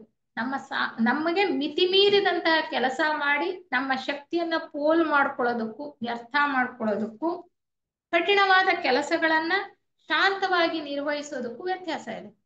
ಕೆಲಸ ಕಠಿಣವಾಗಿದೆ ಅಂತ ನಾವು ಶಕ್ತಿ ಮೀರಿ ಕೆಲಸ ಮಾಡಬೇಕಾಗಿಲ್ಲ. ಅವೆರಡಕ್ಕೂ ಇರೋ ವ್ಯತ್ಯಾಸವನ್ನ ನಾವು ಕಂಡುಕೊಳ್ಬೇಕಾಗಿದೆ ಎನ್ನುವ ಅರ್ಥದಲ್ಲಿ ಅವರು ನಮ್ಗಿಲ್ಲಿ ಹೇಳ್ತಾ ಬರ್ತಾರೆ. ಹೊರಗಿನಿಂದ ಉಂಟಾಗುವ ನಮ್ಮ ಜೀವನದ ಘಟನೆಗಳಿಗೆ, ಸಂದರ್ಭಗಳಿಗೆ ಮತ್ತು ವಿಷಯಗಳಿಗೆ ನಮ್ಮಲ್ಲಿ ಉಂಟಾಗುವ ಆಂತರಿಕ ಧೋರಣೆಗಳು ಮತ್ತು ಪ್ರತಿಕ್ರಿಯೆಗಳ ಕುರಿತು ಜ್ಞಾನಿಗಳು ನೀಡುವ ಮಾರ್ಗದರ್ಶನ ಏನೆಂದರೆ ಅವುಗಳನ್ನು ಶಾಂತವಾಗಿ ಗಮನಿಸುತ್ತಾ ಹೋಗಿ ಎಂದು. ಉದಾಹರಣೆಗೆ, ದೈನಂದಿನ ಹವಾಮಾನ ಪರಿಸ್ಥಿತಿ, ವ್ಯತ್ಯಾಸಗೊಳ್ಳುವ ತಾಪಮಾನ ಮತ್ತು ಹವೆಯಲ್ಲಿನ ತೇವಾಂಶ ಇತ್ಯಾದಿಗಳೂ ಸಹ ನಮ್ಮ ಶಾಂತತೆ ಮತ್ತು ಏಕಾಗ್ರತೆಯ ಮೇಲೆ ಪರಿಣಾಮ ಬೀರುತ್ತವೆ. ನಮ್ಮ ಮನಸ್ಥಿತಿ ಹೇಗಿದೆ ಅಂತ ನಾವು ಅವಲೋಕಿಸ್ಕೊಳ್ಬೇಕು. ಒಂದು ಸ್ವಲ್ಪ ಏರುಪೇರಾದ್ರೂ ಕೂಡ ನಮ್ಮ ದೇಹದ ಸುಖಕ್ಕೆ ಅಥವಾ ಸೌಕರ್ಯಕ್ಕೆ ಅವರು ಉದಾಹರಣೆ ಕೊಡ್ತಾರೆ. ಒಂದು ಸ್ವಲ್ಪ ಬಿಸಿಲು ಜಾಸ್ತಿ ಆದ್ರೆ ಸೆಕೆ ತಡೆಯಕ್ಕಾಗಲ್ಲ, ಚಳಿ ಜಾಸ್ತಿ ಆದ್ರೆ ಚಳಿ ತಡೆಯಕ್ಕಾಗಲ್ಲ, ಅದಕ್ಕೂ ಕೂಡ ನಾವು ಗೊಣಗ್ತೀವಿ ಅಲ್ವಾ. ಅಲ್ಲೂ ಕೂಡ ನಮ್ಮ ಪ್ರತಿರೋಧವನ್ನ ನಾವು ವ್ಯಕ್ತಪಡಿಸ್ತಾ ಇರ್ತೇವೆ. ಆ ರೀತಿಯ ಪ್ರತಿರೋಧವನ್ನ ವ್ಯಕ್ತಪಡಿಸ್ತಕ್ಕಂಥದ್ದು ಸರಿಯಲ್ಲ. ಅಂದ್ರೆ ಇಂತಹ ಚಿಕ್ಕ ಪುಟ್ಟ ವಿಚಾರಗಳಲ್ಲೇ ನಾವು ಮೊದಲು ಗಮನ ಹರಿಸಿ ಅಲ್ಲಿ ನಾವು ಈ ಇರಿಟಬಲ್ ನೇಚರ್ ಅಂತ ಹೇಳ್ತೀವಿ ನೋಡಿ, ಆ ಕಿರಿಕಿರಿ ಸ್ವಭಾವ ಇಲ್ಲದೆ ಶಾಂತವಾಗಿರ್ತಕ್ಕಂಥ ಸ್ವಭಾವವನ್ನ ಬೆಳೆಸ್ಕೊಳ್ತಕ್ಕಂಥದ್ದು ಬಹಳ ಮುಖ್ಯ. ನಮ್ಮನ್ನ ನಾವು ಗಮನಿಸ್ಕೊಂಡಾಗ ನಮ್ಗೆ ಗೊತ್ತಾಗ್ತಕ್ಕಂಥದ್ದು. ನಾವು ಈ ಒಂದು ದಾರಿಯನ್ನ ಬಿಟ್ಟು ಅಡ್ಡದಾರಿಯಲ್ಲಿ ಬಹಳ ಮುಂದೆ ಬಂದ್ಬಿಟ್ಟಿದೀವಿ ಎಷ್ಟೋ ಜನ್ಮಗಳಿಂದ. ಈಗ ಮತ್ತೆ ವಾಪಸ್ಸು ಆ ದಾರಿಯಲ್ಲಿ ಹೋಗ್ಬೇಕು ಅಂದ್ರೆ ಬಹಳ ಕಷ್ಟ, ಆದ್ರೆ ಸಾಧ್ಯ. ಅದ್ರ ಕಡೆ ಗಮನವನ್ನ ನಾವು ಹರಿಸಿದ್ದೆ ಆದ್ರೆ, ನಮ್ಮಲ್ಲಿ ಬದಲಾವಣೆಯನ್ನ ನಾವು ತಂದ್ಕೊಂಡಿದ್ದೆ ಆದ್ರೆ ನಾವು ಸರಿಯಾದ ದಾರಿಯಲ್ಲಿ ಹೋಗೋದಕ್ಕೆ ಬಹಳ ಅನುಕೂಲ ಅನ್ನುವಂತಹ ವಿಚಾರವನ್ನ ಅವ್ರು ಹೇಳ್ತಾ ಇದ್ದಾರೆ. ಸಾಮಾನ್ಯವಾಗಿ ಹೆಂಡತಿ ಅಥವಾ ಮಕ್ಕಳು ಮಾಡಿದ ಕಾರ್ಯ ಅಥವಾ ಹೇಳಿದ ಮಾತುಗಳಿಗೆ ಯಾವಾಗಲೂ ನಮ್ಮ ಒಪ್ಪಿಗೆ ಇರುವುದಿಲ್ಲ. ಅದೇ ರೀತಿ ಕಚೇರಿ ಅಥವಾ ಇತರ ಕಡೆಗಳಲ್ಲಿ ಕಾರ್ಯನಿರ್ವಹಿಸುವಾಗಲೂ ಸಹ ಇಂತಹದೇ ಸಂದರ್ಭವಿರುತ್ತದೆ. ಅಭಿಪ್ರಾಯ ಭೇದ ಮತ್ತು ಕಾರ್ಯನಿರ್ವಹಿಸುವ ಕ್ರಮಗಳಲ್ಲಿ ವ್ಯತ್ಯಾಸವು ಸಹಜವಾಗಿ ಉದ್ಭವಿಸುತ್ತವೆ. ಏಕೆಂದರೆ ಯಾವುದೇ ಇಬ್ಬರು ವ್ಯಕ್ತಿಗಳು ಏಕರೂಪದ ಮನೋಭಾವ ಹೊಂದಿರುವುದಿಲ್ಲ. ಆದ್ದರಿಂದ ಕೆಲವು ಸಲ ಅಸಾಧಾರಣವಾದ ಮಕ್ಕಳು ಮತ್ತು ಅಸಾಧಾರಣವಾದ ಸಹೋದ್ಯೋಗಿಗಳು ಇರುವುದು ಸಹಜ. ಕೇವಲ ಭೌತಿಕ ದೃಷ್ಟಿಯಿಂದ ನೋಡಿದರೂ ಸಹ ಇದು ಒಬ್ಬರ ಶಾಂತತೆಯನ್ನು ಕದಡಲು ಸಹಾಯವಾಗುವುದಲ್ಲವೇ. ಎಂತೆಂಥ ಪರಿಸ್ಥಿತಿಗಳಲ್ಲಿ ನಾವು ಶಾಂತಿಯನ್ನ ಕಳ್ಕೊಳ್ತೇವೆ ಅನ್ನುವಂಥ ವಿಚಾರ. ಅಭಿಪ್ರಾಯ ಭೇದಗಳು ಮನೆಯಲ್ಲಿ ಗಂಡನಿಗೆ ಹೆಂಡತಿ ಮಕ್ಕಳು ಹೇಳಿದ ವಿಚಾರ ಹೊಂದೋದಿಲ್ಲ, ಹೆಂಡತಿಗೆ ಗಂಡ ಹೇಳಿದ ವಿಚಾರಗಳು ಸರಿ ಬೀಳೋದಿಲ್ಲ, ಮಕ್ಕಳನ್ನಂತೂ ಅವರು ಲೆಕ್ಕಕ್ಕೆ ತಗೊಳ್ಳೋದಿಲ್ಲ. ಹೀಗಿದೆ ಪರಿಸ್ಥಿತಿ ಅಲ್ವಾ. ಪ್ರತಿಯೊಂದಕ್ಕೂ ಕೂಡ ತನ್ನದೇ ನಡಿಬೇಕು ಅಥವಾ ತನ್ನ ಧೋರಣೆಯೇ ಸರಿ ಅನ್ನುವಂತಹ ಒಂದು ವಿಚಾರ. ಹೀಗಾಗಿ ನಾವು ಶಾಂತಿಯನ್ನ ಕಳ್ಕೊಳ್ತೇವೆ. ಅಭಿಪ್ರಾಯ ಭೇದ ಅಂತಕ್ಕಂಥದ್ದು ಸಹಜವಾಗಿ ಇರುವಂಥದ್ದು. ಯಾಕೆಂದ್ರೆ ಪ್ರತಿಯೊಬ್ಬ ವ್ಯಕ್ತಿಗೂ ಕೂಡ ಸ್ವಾತಂತ್ರ್ಯ ಇದೆ ಮತ್ತು ಪ್ರತಿಯೊಬ್ಬ ವ್ಯಕ್ತಿಯ ಬೆಳವಣಿಗೆಯ ಮಟ್ಟದಲ್ಲೂ ಕೂಡ ವ್ಯತ್ಯಾಸ ಇದೆ. ಪ್ರತಿಯೊಬ್ಬ ವ್ಯಕ್ತಿಯ ಬೆಳವಣಿಗೆಯ ಮಟ್ಟದಲ್ಲಿ ವ್ಯತ್ಯಾಸ ಇದೆ. ಮನುಷ್ಯ ಪರಮಾತ್ಮನ ಈ ವಿಕಾಸ ಯೋಜನೆಯಲ್ಲಿ ಮುಂದುವರಿತಾ ಹೋಗ್ತಾ ಇದ್ದಾನೆ.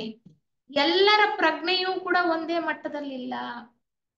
ಕೆಲವರ ಪ್ರಜ್ಞೆ ಬಹಳ ಕೆಳಮಟ್ಟದಲ್ಲಿ ಇರ್ತಕ್ಕಂಥದ್ದು, ಉನ್ನತವಾದ ವಿಚಾರಗಳಿಗೆ ಹೋಗೊಡದೆ ಇರ್ತಕ್ಕಂಥದ್ದು, ಲೌಕಿಕ ವಿಚಾರಗಳಲ್ಲೇ ಕಳ್ಕೊಂಡಿರ್ತಕ್ಕಂಥದ್ದು ತಮ್ಮನ್ನ ತಾವು.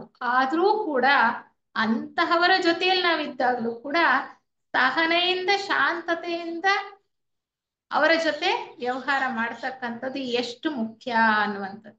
ಅಂದ್ರೆ ಚಿಕ್ಕ ಚಿಕ್ಕ ಸಣ್ಣ ಪುಟ್ಟ ವಿಷಯಗಳಲ್ಲೇ ನಾವು ತಾಳ್ಮೆಯನ್ನ ಕಳ್ಕೊಳ್ತಾ ಶಾಂತಿಯನ್ನ ಕದಡ್ಕೊಳ್ತಾ ಹೋದ್ರೆ ಇನ್ನು ಹೆಚ್ಚು ದೊಡ್ಡ ದೊಡ್ಡ ವಿಚಾರಗಳಲ್ಲಿ ರಾಷ್ಟ್ರ ಮಟ್ಟಗಳಲ್ಲಿ ಅಥವಾ ಅಂದ್ರೆ ಲಾರ್ಜರ್ ಇಂಟ್ರೆಸ್ಟ್ ಅಂತ ನಾವೇನು ಹೇಳ್ತೀವಿ, ಸಣ್ಣ ಸಣ್ಣ ವಿಚಾರಗಳಲ್ಲಿ ನಮ್ಮ ವೈಯಕ್ತಿಕ ವಿಚಾರಗಳಲ್ಲೇ ನಾವು ಇಷ್ಟೊಂದು ನಾವು ಅಸಹನೆಯನ್ನ ತೋರಿಸ್ತಾ ಹೋದ್ರೆ ಇನ್ನು ಉನ್ನತವಾದಂತಹ ವಿಚಾರಗಳಲ್ಲಿ ದೊಡ್ಡ ವಿಶಾಲವಾದ ದೃಷ್ಟಿಕೋನವನ್ನ ಇಟ್ಟುಕೊಂಡು ನಾವು ವ್ಯವಹರಿಸಬೇಕಾಗಿರುವಂತಹ ಸಂದರ್ಭದಲ್ಲಿ ಶಾಂತತೆಯನ್ನ ಕಾಯ್ಕೊಳ್ಳೋದು ಹೇಗೆ. ಶಾಂತತೆಯನ್ನ ಕಾಯ್ಕೊಳ್ತಕ್ಕಂಥದ್ದು, ಅದರ ಸ್ವಭಾವವನ್ನ ನಾವು ರೂಢಿಸ್ಕೊಂಡು ಕಾರ್ಯನಿರ್ವಹಿಸ್ತಕ್ಕಂಥದ್ದು ಬಹಳ ಕಷ್ಟ ಅಂತ. ಒಬ್ಬ ಜ್ಞಾನಿ ಹೇಳ್ತಾನಂತೆ, ಯಾರಾದರೂ ನಮ್ಮನ್ನ ಮೂರ್ಖ ಎಂದು ಕರೆದರೆ ನಾವು ನಮ್ಮ ತಾಳ್ಮೆಯನ್ನು ಕಳೆದುಕೊಂಡು ತಕ್ಷಣವೇ ಪ್ರತಿಕ್ರಿಯಿಸುತ್ತೇವೆ. ನಾವು ಪ್ರತಿಕ್ರಿಯೆ ಕೊಡ್ತೀವೋ ಇಲ್ವೋ. ಯಾರಾದ್ರೂ ಮೂರ್ಖ ಅಂದ್ಬಿಟ್ರೆ ನಮ್ಗೆ ಕೋಪ ಬರುತ್ತಾ ಇಲ್ವಾ ಅಲ್ವಾ. ಹಾಗೆ ಇಂತಹ ಪ್ರತಿಕ್ರಿಯೆಯು ಅವರು ಹೇಳಿದುದರಲ್ಲಿ ಸತ್ಯಾಂಶವಿದೆ ಎಂಬುದನ್ನು ಸೂಚಿಸುತ್ತದೆ. ಯಾರೋ ಏನೋ ಒಂದು ಹೇಳಿದ್ರು ಅಂದ್ರೆ ಅವ್ರ ಗಮನಕ್ಕೆ ಏನೋ ಒಂದು ಬಂದಿದೆ ಅಂತ. ಅದು ನನ್ನಲ್ಲಿ ಇದೆಯಾ ಇಲ್ವಾ ಅಂತಕ್ಕಂಥದ್ದು ತಾಳ್ಮೆಯಿಂದ, ನಿಧಾನವಾಗಿ, ಶಾಂತ ಮನಸ್ಥಿತಿಯಿಂದ ನನ್ನನ್ನೇ ನಾನು ಪರಿಶೀಲನೆ ಮಾಡ್ಕೊಂಡು ನೋಡಿದಾಗ ನನಗೆ ಗೊತ್ತಾಗತ್ತೆ, ಹೌದು ಈ ಸ್ವಭಾವ ನನಗಿದೆ. ಅವ್ರು ಇಲ್ದೆ ಹೇಳ್ತಾ ಇದ್ದಾರಾ ಅಥವಾ ಇಲ್ದೇನೂ ಅವ್ರು ಹೇಳ್ತಾ ಇದ್ದಾರಾ? ಯಾಕೆಂದ್ರೆ ಮನುಷ್ಯನಿಗೆ ತನ್ನ ಬೆನ್ನು ತನಗೆ ಕಾಣಿಸೋದಿಲ್ಲ ಅಲ್ವಾ? ಹಾಗೆ ಮನಸ್ಸು ಕೂಡ, ಮನಸ್ಸಿನ ಒಂದು ಭಾಗ ನಮಗೆ ಯಾವಾಗ್ಲೂ ಕತ್ತಲೇನೆ. ಅಲ್ಲಿ ಏನ್ ನಡೀತಾ ಇದೆ ಅಂತ ನಮ್ಗೆ ಗೊತ್ತಾಗಲ್ಲ. ನಮ್ಮ ಮನಸ್ಸು ಯಾವಾಗ್ಲೂ ನಾವು ಮಾಡೋದನ್ನೆಲ್ಲ ಸರಿ ಅಂತಾನೆ ಹೇಳ್ತಾ ಇರುತ್ತೆ. ನಾವು ಮಾಡೋದನ್ನ ಯಾವಾಗ್ಲಾದ್ರೂ ತಪ್ಪು ಅಂತ ಹೇಳುತ್ತಾ? ಇಲ್ಲ. ನಮ್ಮ ಮನಸ್ಸು ನಮ್ಮನ್ನ ಯಾವಾಗ್ಲೂ ಡಿಫೆಂಡ್ ಮಾಡ್ಕೊಳ್ತಕ್ಕಂಥದ್ದು. ಅದಕ್ಕೆ ಹೇಳ್ತಾರೆ, ನಾವು ಹೇಗೆ ತಾಳ್ಮೆಯನ್ನ ಕಳ್ಕೊಳ್ತೀವಿ. ಯಾರಾದ್ರೂ ಒಬ್ಬರನ್ನ ಸುಮ್ಮನೆ ಮೂರ್ಖ ಅಂದ್ರೂ ಸಾಕು, ಎಷ್ಟು ನಾವು ತಾಳ್ಮೆಯನ್ನ ಕಳ್ಕೊಳ್ತೀವಲ್ಲ ಅಂತ. ನಮ್ಮ ಅಭಿಪ್ರಾಯಗಳಿಗೆ ಹೋಗೋಡೋದಾದ್ರೆ, ನಮ್ಮನ್ನ ಸರಿ ಸೈ ಅಂದ್ರೆ ಮಾತ್ರ ನಾವು ಶಾಂತರಾಗಿರ್ತೇವೆ. ಹೌದಾ? ಇಲ್ಲ ಅಂದ್ರೆ ಒಂದು ಸ್ವಲ್ಪ, ಒಂದು ಎಳೆಯಷ್ಟು, ಗೆರೆಯಷ್ಟು ಹೆಚ್ಚು ಕಡಿಮೆ ಆದ್ರೂ ಕೂಡ ನಾವಾಗ್ಲೇ ತಾಳ್ಮೆಯನ್ನ ಕಳ್ಕೊಳ್ತೇವೆ. ಅದು ಸರಿಯಲ್ಲ ಅನ್ನುವಂಥದ್ದನ್ನ ಇಲ್ಲಿ ನಮ್ಗೆ ಹೇಳ್ತಾ ಇದ್ದಾರೆ. ಥಾಮಸ್ ಕೆಂಪಿಸ್ ಅಂತಕ್ಕಂಥವ್ರು ಹೇಳ್ತಾರಂತೆ, ನಮ್ಮ ಶಾಂತಿಯು ಇನ್ನೊಬ್ಬರ ನಾಲಿಗೆಯಲ್ಲಿ ಇರದಿರಲಿ. ಅಂದ್ರೆ ಇನ್ನೊಬ್ರು ನಾವು ಶಾಂತವಾಗಿದ್ದೀವಿ ಅಂತ ಹೇಳಿದ್ರೆ ನಾವು ಶಾಂತವಾಗಿದ್ದೀವಿ ಅಂತ ಅರ್ಥ ಅಲ್ಲ. ಹೌದಾ? ಅದು ಇನ್ನೊಬ್ರು ಸರ್ಟಿಫಿಕೇಟ್ ಕೊಟ್ರೆ ನಾವು ಶಾಂತವಾಗಿದ್ದೀವಿ ಅಂತಲ ಅಲ್ಲ. ನಾವು ಶಾಂತವಾಗಿದೀವ ಇಲ್ಲ ಅಂತಕ್ಕಂಥದ್ದು ನಾವು ಸ್ವಯಂ ಪರಿಶೀಲನೆ ನೋಡ್ಕೋಬೇಕಾಗತ್ತೆ. ಅವರು ನಮ್ಮನ್ನು ಕುರಿತು ಒಳ್ಳೆಯ ಅಥವಾ ಕೆಟ್ಟ ಅಭಿಪ್ರಾಯ ಹೊಂದಿರಲಿ, ಏಕೆಂದರೆ ನಾನು ಇನ್ನೊಬ್ಬ ಮನುಷ್ಯನಲ್ಲ. ಅವ್ರು ಯಾವುದೇ ಅಭಿಪ್ರಾಯ ಇಟ್ಕೊಂಡಿರ್ಬೋದು, ಅದು ಅವ್ರ ಅಭಿಪ್ರಾಯ ಅಲ್ವಾ? ನನ್ನ ಬಗ್ಗೆ ಅವ್ರ ಅಭಿಪ್ರಾಯ, ಅದು ಸರಿ ಇರ್ಬೋದು, ತಪ್ಪಿರ್ಬೋದು. ಆದ್ರೆ ನಾನು ಅವ್ರು ಕೊಟ್ಟಂತ ಸರ್ಟಿಫಿಕೇಟ್ ಮೇಲೆ ನಾನು ಅವಲಂಬಿತನಾಗಬೇಕಾಗಿಲ್ಲ, ಡಿಪೆಂಡ್ ಆಗ್ಬೇಕಾಗಿಲ್ಲ. ಆದ್ದರಿಂದ ಹೊಗಳಿಕೆ ಮತ್ತು ತೆಗಳಿಕೆಗಳು ನಮ್ಮ ತಲೆಯನ್ನು ತಿರುಗಿಸದಂತಿರುವುದು ಒಳ್ಳೆಯದಲ್ಲವೇ? ಯಾರಾದ್ರೂ ಹೊಗಳಿದ್ರೆ ಮಾತ್ರ ನಮ್ಗೆ ಖುಷಿ ಆಗತ್ತೆ, ಅವಾಗ ಅವ್ರು ಹೇಳಿದ್ದೆಲ್ಲ ಸರಿ ಅನ್ಸುತ್ತೆ. ಯಾರಾದ್ರೂ ತೆಗಳಿದ್ರೆ ಅವ್ರು ಹೇಳಿದ್ದೆಲ್ಲ ತಪ್ಪು ಅಲ್ವಾ? ನಮ್ಮ ಸ್ವಭಾವನೆ ಹಾಗೆ, ನಮ್ಮ ಮನಸ್ಸಿನ ಗುಣ ಹಾಗಿದೆ. ಯಾಕೆಂದ್ರೆ ಪ್ರತ್ಯೇಕತೆಯ ಸ್ವಭಾವ. ಈ ಒಂದು ಹಂತದಲ್ಲಿ ಪರಮಾತ್ಮನ ಈ ವಿಕಾಸ ಯೋಜನೆಯಲ್ಲಿ ಮನುಷ್ಯನ ಮನಸ್ಸು ಬಹಳವಾಗಿ ಬೆಳೆದಿದೆ. ಯಾವ ಮನಸ್ಸು? ಅದರಲ್ಲೂ ಕೆಳ ಮನಸ್ಸು, ಪ್ರತ್ಯೇಕತೆಯನ್ನ ಸೃಷ್ಟಿಸ್ತಕ್ಕಂತ ಮನಸ್ಸು, ಸ್ವಾರ್ಥವನ್ನ ತೋರಿಸ್ತಕ್ಕಂತಹ ಮನಸ್ಸು ಅತಿಯಾಗಿ ಬೆಳೆದಿರೋದ್ರಿಂದ ಇದು ಸಹಜ, ಇದು ಸಹಜ. ಆದ್ರೆ ಇಲ್ಲಿ ನಾವು ಅನುಭವಗಳನ್ನ ಪಡ್ಕೊಂಡು ಈ ಕೆಳ ಮನಸ್ಸಿನ ಹಂತದಿಂದ ಮೇಲೇರ್ಬೇಕಾಗಿದೆ. ಅದೇ ಸಾಧನೆ. ಈ ಕೆಳ ಮನಸ್ಸಿನ ಪ್ರತ್ಯೇಕತಾ ಸ್ವಾರ್ಥ ಮನೋಭಾವದ ಮನಸ್ಸಿನಿಂದ ನಾವು ಉನ್ನತ ಮನಸ್ಸಿನ ಕಡೆಗೆ ನಾವು ಬೆಳಿಬೇಕಾಗಿದೆ. ಅದೇ ಆಧ್ಯಾತ್ಮ ಸಾಧನೆ, ಮತ್ತಿನ್ನೇನು ಆಧ್ಯಾತ್ಮ ಸಾಧನೆ ಅಲ್ಲ. ನಮ್ ಥಿಯಾಸಫಿ ವಾಂಗ್ಮಯದಲ್ಲಿ ಹೇಳಿರೋ ಪ್ರಕಾರ ಮನುಷ್ಯನ ಮನಸ್ಸಿನಲ್ಲಿ ಎರಡು ಭಾಗ, ಅಂದ್ರೆ ಉನ್ನತ ಮನಸ್ಸು, ಕೆಳ ಮನಸ್ಸು. ಕೆಳ ಮನಸ್ಸು ಯಾವಾಗಲೂ ಪ್ರತ್ಯೇಕತೆಯನ್ನು ಸೃಷ್ಟಿಸ್ತಕ್ಕಂಥದ್ದು, ಉನ್ನತ ಮನಸ್ಸು ಯಾವಾಗಲೂ ಸದ್ಗುಣಗಳ ಸಾಕಾರ ಆಗಿರ್ತಕ್ಕಂಥದ್ದು. ವಿಜ್ಞಾನದಲ್ಲೂ ಕೂಡ ಹೇಳುವ ಹಾಗೆ, ವೈಜ್ಞಾನಿಕವಾಗಿ ಹೇಳುವ ಹಾಗೆ, ಲೆಫ್ಟ್ ಬ್ರೈನ್, ರೈಟ್ ಬ್ರೈನ್ ಅಂತ ಹೇಳ್ತಾರೆ. ಲೆಫ್ಟ್ ಬ್ರೈನ್ ಅಂದ್ರೆ ಲಾಜಿಕಲ್ ಮೈಂಡ್ ಅಂತ ಹೇಳ್ತಾರೆ. ಲಾಜಿಕಲ್ ಮೈಂಡ್, ಲಾಜಿಕಲ್ ಬ್ರೈನ್, ಅದು ತಾರ್ಕಿಕ ಮನಸ್ಸು. ಎಲ್ಲವನ್ನು ಒಡೆದು ವಿಚಾರ ಮಾಡಿ ನೋಡ್ತಕ್ಕಂತಹ ಮನಸ್ಸು ಲೆಫ್ಟ್ ಬ್ರೈನ್. ರೈಟ್ ಬ್ರೈನ್ ಅಂದ್ರೆ ಹೋಲಿಸ್ಟಿಕ್ ಅಪ್ರೋಚ್ ಅಂತ ಹೇಳ್ತಾರೆ. ಅಬ್ಸ್ಟ್ರಾಕ್ಟ್ ಮೈಂಡ್ ಅಂತ ಹೇಳ್ತಕ್ಕಂಥದ್ದು. ಕೆಳ ಮನಸ್ಸನ್ನ ಕಾಂಕ್ರೀಟ್ ಮೈಂಡ್, ಮೇಲ್ ಮನಸ್ಸನ್ನ ಅಬ್ಸ್ಟ್ರಾಕ್ಟ್ ಮೈಂಡ್. ಉನ್ನತ, ಅಮೂರ್ತ, ಅಸತ್ಯ, ಏನು ಪ್ರೇಮ ಮತ್ತೆ ದಯೆ, ಅನುಕಂಪ ಅಂತದೆಲ್ಲ ಎಲ್ಲಿ? ಮನಸ್ಸಲ್ಲೇ ಇರೋದು. ಎಲ್ಲಿದೆ? ಉನ್ನತ ಮನಸ್ಥಿತಿಯಲ್ಲಿ. ಅದು ಪರಿಶುದ್ಧವಾದಂತ ಮನಸ್ಸು ಪ್ರತಿಯೊಬ್ಬರಿಗೂ ಇದೆ. ಯಾವ ಪರ್ಸೆಂಟೇಜ್ ಜಾಸ್ತಿ ಇದೆ ಅನ್ನೋದು ನಾವು ನೋಡ್ಕೋಬೇಕು. ಕೆಳ ಮನಸ್ಸಿನ ಒಂದು ಸ್ಥಿತಿ ನಮ್ಮಲ್ಲಿ ಹೆಚ್ಚು ಕೆಲಸ ಮಾಡ್ತಾ ಇದೆಯೋ ಅಥವಾ ಮೇಲ್ ಮನಸ್ಸಿನ ಸ್ಥಿತಿ ಹೆಚ್ಚು ಕೆಲಸ ಮಾಡ್ತಾ ಇದೆಯೋ? ಶಾಂತತೆಯ ಸ್ವಭಾವ ಎಲ್ಲಿ ಇರ್ತಕ್ಕಂಥದ್ದು? ನಮ್ಮ ಮೇಲ್ ಮನಸ್ಸಿನ ಸ್ಥಿತಿಯಲ್ಲಿ. ಶಾಂತತೆ ಅನ್ನೋದು ಯಾವಾಗ ಬರುತ್ತೆ? ಮನುಷ್ಯನಿಗೆ ನಿರ್ಲಿಪ್ತತೆ ಇರ್ಬೇಕು, ಬೇಕು ಬೇಡಗಳು ಇರಬಾರ್ದು, ರಾಗದ್ವೇಷಗಳು ಇರಬಾರ್ದು. ರಾಗದ್ವೇಷಗಳು ಯಾವಾಗ ಇರಲ್ವೋ ಆಗ ಶಾಂತವಾಗಿರ್ತಕ್ಕಂಥ ಸ್ವಭಾವ ಸಹಜವಾಗಿ ಮನುಷ್ಯನಲ್ಲಿ ಇರ್ತಕ್ಕಂಥದ್ದು ಅಲ್ವಾ? ಆ ಒಂದು ರೀತಿಯಲ್ಲಿ ಅವ್ರು ಹೇಳ್ತಾರೆ, ಯಾವಾಗಲೂ ಮನುಷ್ಯ ತೆರೆದ ಮನಸ್ಸುಳ್ಳವನಾಗಿರ್ಬೇಕು. ತೆರೆದ ಮನಸ್ಸಿರ್ಬೇಕು. ಕೇಳಲು ಮತ್ತು ಚರ್ಚಿಸಲು ಸಿದ್ಧರಾಗಿರುವುದು, ನಮಗಿರುವಂತೆ ಇನ್ನೊಬ್ಬರಿಗೆ ಯೋಚಿಸುವ, ನಂಬುವ, ತಮಗೆ ತಿಳಿದಂತೆ ಹೇಳುವ ಮತ್ತು ಮಾಡುವ ಸ್ವಾತಂತ್ರ್ಯ ನೀಡುವುದು ಸರಿಯಲ್ಲವೇ? ನಾನ್ ಮನೆಗೆ ಯಜಮಾನ, ನಾನು ಹೇಳ್ದಂಗೆ ಎಲ್ಲ ನಡಿಬೇಕು. ಪ್ರತಿಯೊಬ್ಬರಿಗೂ ಕೂಡ ಅವರದೇ ಆದಂತಹ ಒಂದು ಪಾತ್ರ ಇದೆ. ಪ್ರತಿಯೊಬ್ಬರಿಗೂ ಕೂಡ ಅವರದೇ ಆದಂತಹ ಅಭಿಪ್ರಾಯಗಳು, ಧೋರಣೆಗಳಿವೆ. ಪ್ರತಿಯೊಬ್ಬರಿಗೂ ಕೂಡ ಸ್ವಾತಂತ್ರ್ಯ ಅಂತಕ್ಕಂಥದ್ದು ಇರಬೇಕಾದ್ದು ಬಹಳ ಮುಖ್ಯ ಅನ್ನೋ ವಿಚಾರ ನಾವು ತಿಳ್ಕೊಂಡ್ರೆ ಒಬ್ಬರು ಇನ್ನೊಬ್ಬರ ಮೇಲೆ ಒತ್ತಡವನ್ನ ಹೇರ್ತಕ್ಕಂತಹ ಒಂದು ಮನಸ್ಥಿತಿಯನ್ನ ನಾವು ಇಟ್ಕೊಂಡಿರೋದಿಲ್ಲ ಅನ್ನುವಂಥ ವಿಚಾರ. ಅತಿ ಮಹತ್ವದ ವಿಚಾರಕ್ಕೆ ಬರುವುದಾದರೆ, ನಮ್ಮ ಶಾಂತತೆ ಮತ್ತು ಏಕಾಗ್ರತಾ ಸ್ಥಿತಿಗೆ ತೊಂದರೆಯನ್ನುಂಟು ಮಾಡುವ ಅಂಶವೆಂದರೆ ನಮ್ಮ ಆಸೆಗಳು. ಆಸೆಗಳೇ ಎಲ್ಲದಕ್ಕೂ ಕಾರಣ. ಆಸೆಗಳು ಎಲ್ಲಿ ಹುಟ್ಟುತ್ತಾ ಇವೆ? ಆಸೆಗಳು ಹುಟ್ಟುತ್ತಾ ಇರೋದು ನಮ್ಮ ಭಾವನಾ ದೇಹದಲ್ಲಿ ಅಥವಾ ಕಾಮ ಶರೀರದಲ್ಲಿ, ನಮ್ಮ ಥಿಯಾಸಫಿ ವಾಂಗ್ಮಯದ ಪ್ರಕಾರ ಅಲ್ವಾ. ಅಲ್ಲಿರ್ತಕ್ಕಂತಹ ಭೂತಗಣಗಳು, ಎಲಿಮೆಂಟ್ಸ್ ಅಂತ ಏನ್ ಹೇಳ್ತೀವಿ, ಅವುಗಳು ಆಸೆಗೆ ಹೆಚ್ಚು ಆಕರ್ಷಿತವಾಗ್ತಕ್ಕಂಥದ್ದು. ನಮ್ಮ ದೇಹ ರಚನೆ ಆಗಿರೋದೇ ಹಾಗೆ, ನಾವೇನು ಮಾಡಕ್ಕಾಗಲ್ಲ. ನಮ್ಮ ಕಾಮದೇಹ, ನಮ್ಮ ಸ್ಥೂಲ ದೇಹ ಹೇಗೆ ಈ ಸ್ಥೂಲ ಲೋಕದ ಪ್ರಕೃತಿ ತತ್ವಗಳಿಂದ ಆಗಿದೆಯೋ, ಅದೇ ರೀತಿ ನಮ್ಮ ಸೂಕ್ಷ್ಮ ದೇಹಗಳು ಅಂದ್ರೆ ನಮ್ಮ ರಾಗಭಾವಗಳ ಪ್ರಪಂಚ ಇದೆಯಲ್ಲ, ಅದನ್ನೇ ನಾವು ಭಾವನಾ ಲೋಕ ಅಂತ ಹೇಳ್ತಕ್ಕಂಥದ್ದು. ಆ ಪ್ರಕೃತಿ ತತ್ವಗಳಿಂದ ಅಲ್ಲಿರ್ತಕ್ಕಂತಹ ದೇಹ ರಚನೆ ಆಗಿದೆ. ಅದೇ ರೀತಿ ಮನೋಲೋಕದ ಪ್ರಕೃತಿ ತತ್ವಗಳಿಂದ ನಮ್ಮ ಮನಸ್ಸು ರಚನೆ ಆಗಿರ್ತಕ್ಕಂಥ. ಅವೆಲ್ಲವೂ ಕೂಡ ಭೂತಗಣಗಳು ನಮ್ಮನ್ನ ಕೆಳಗಿಳಿತಕ್ಕಂಥದ್ದು, ಆಸೆ ಅಂತಕ್ಕಂಥದಕ್ಕೆ ಹೆಚ್ಚು ಆಕರ್ಷಣೆ ಆಗುವಂಥದ್ದು. ಆದ್ರೆ ನಾವು ಅದನ್ನ ಮೀರಿ ನಮ್ಮ ಪ್ರಯತ್ನವನ್ನ ಮಾಡ್ಬೇಕಾಗಿರೋದು ಬಹಳ ಮುಖ್ಯ ಅಂತ ಹೇಳ್ತಾರೆ. ಅಂದರೆ ಬಾಹ್ಯ ಪ್ರಪಂಚದ ವಸ್ತು ಮತ್ತು ವಿಷಯಗಳ ಕುರಿತು ಇರುವಂತಹ ಆಕರ್ಷಣೆ, ನಮ್ಗೆ ಆಕರ್ಷಣೆ ಇದೆ ಅಲ್ವಾ, ಈ ಆಕರ್ಷಣೆ, ಆಸೆ ಎಲ್ಲವೂ ಕೂಡ ಈ ಒಂದು ಆಕರ್ಷಣೆ ಅದು ಕೊಡ್ತಕ್ಕಂತಹ ಸುಖದ ಅನುಭವ ದೇಹಕ್ಕೆ, ಅದು ಒಂದು ಅನುಭವವಾಗಿ ಮನಸ್ಸಿನಲ್ಲಿ ನೆನಪಾಗಿ ಶೇಖರವಾಗಿರುತ್ತೆ ಅಲ್ವಾ.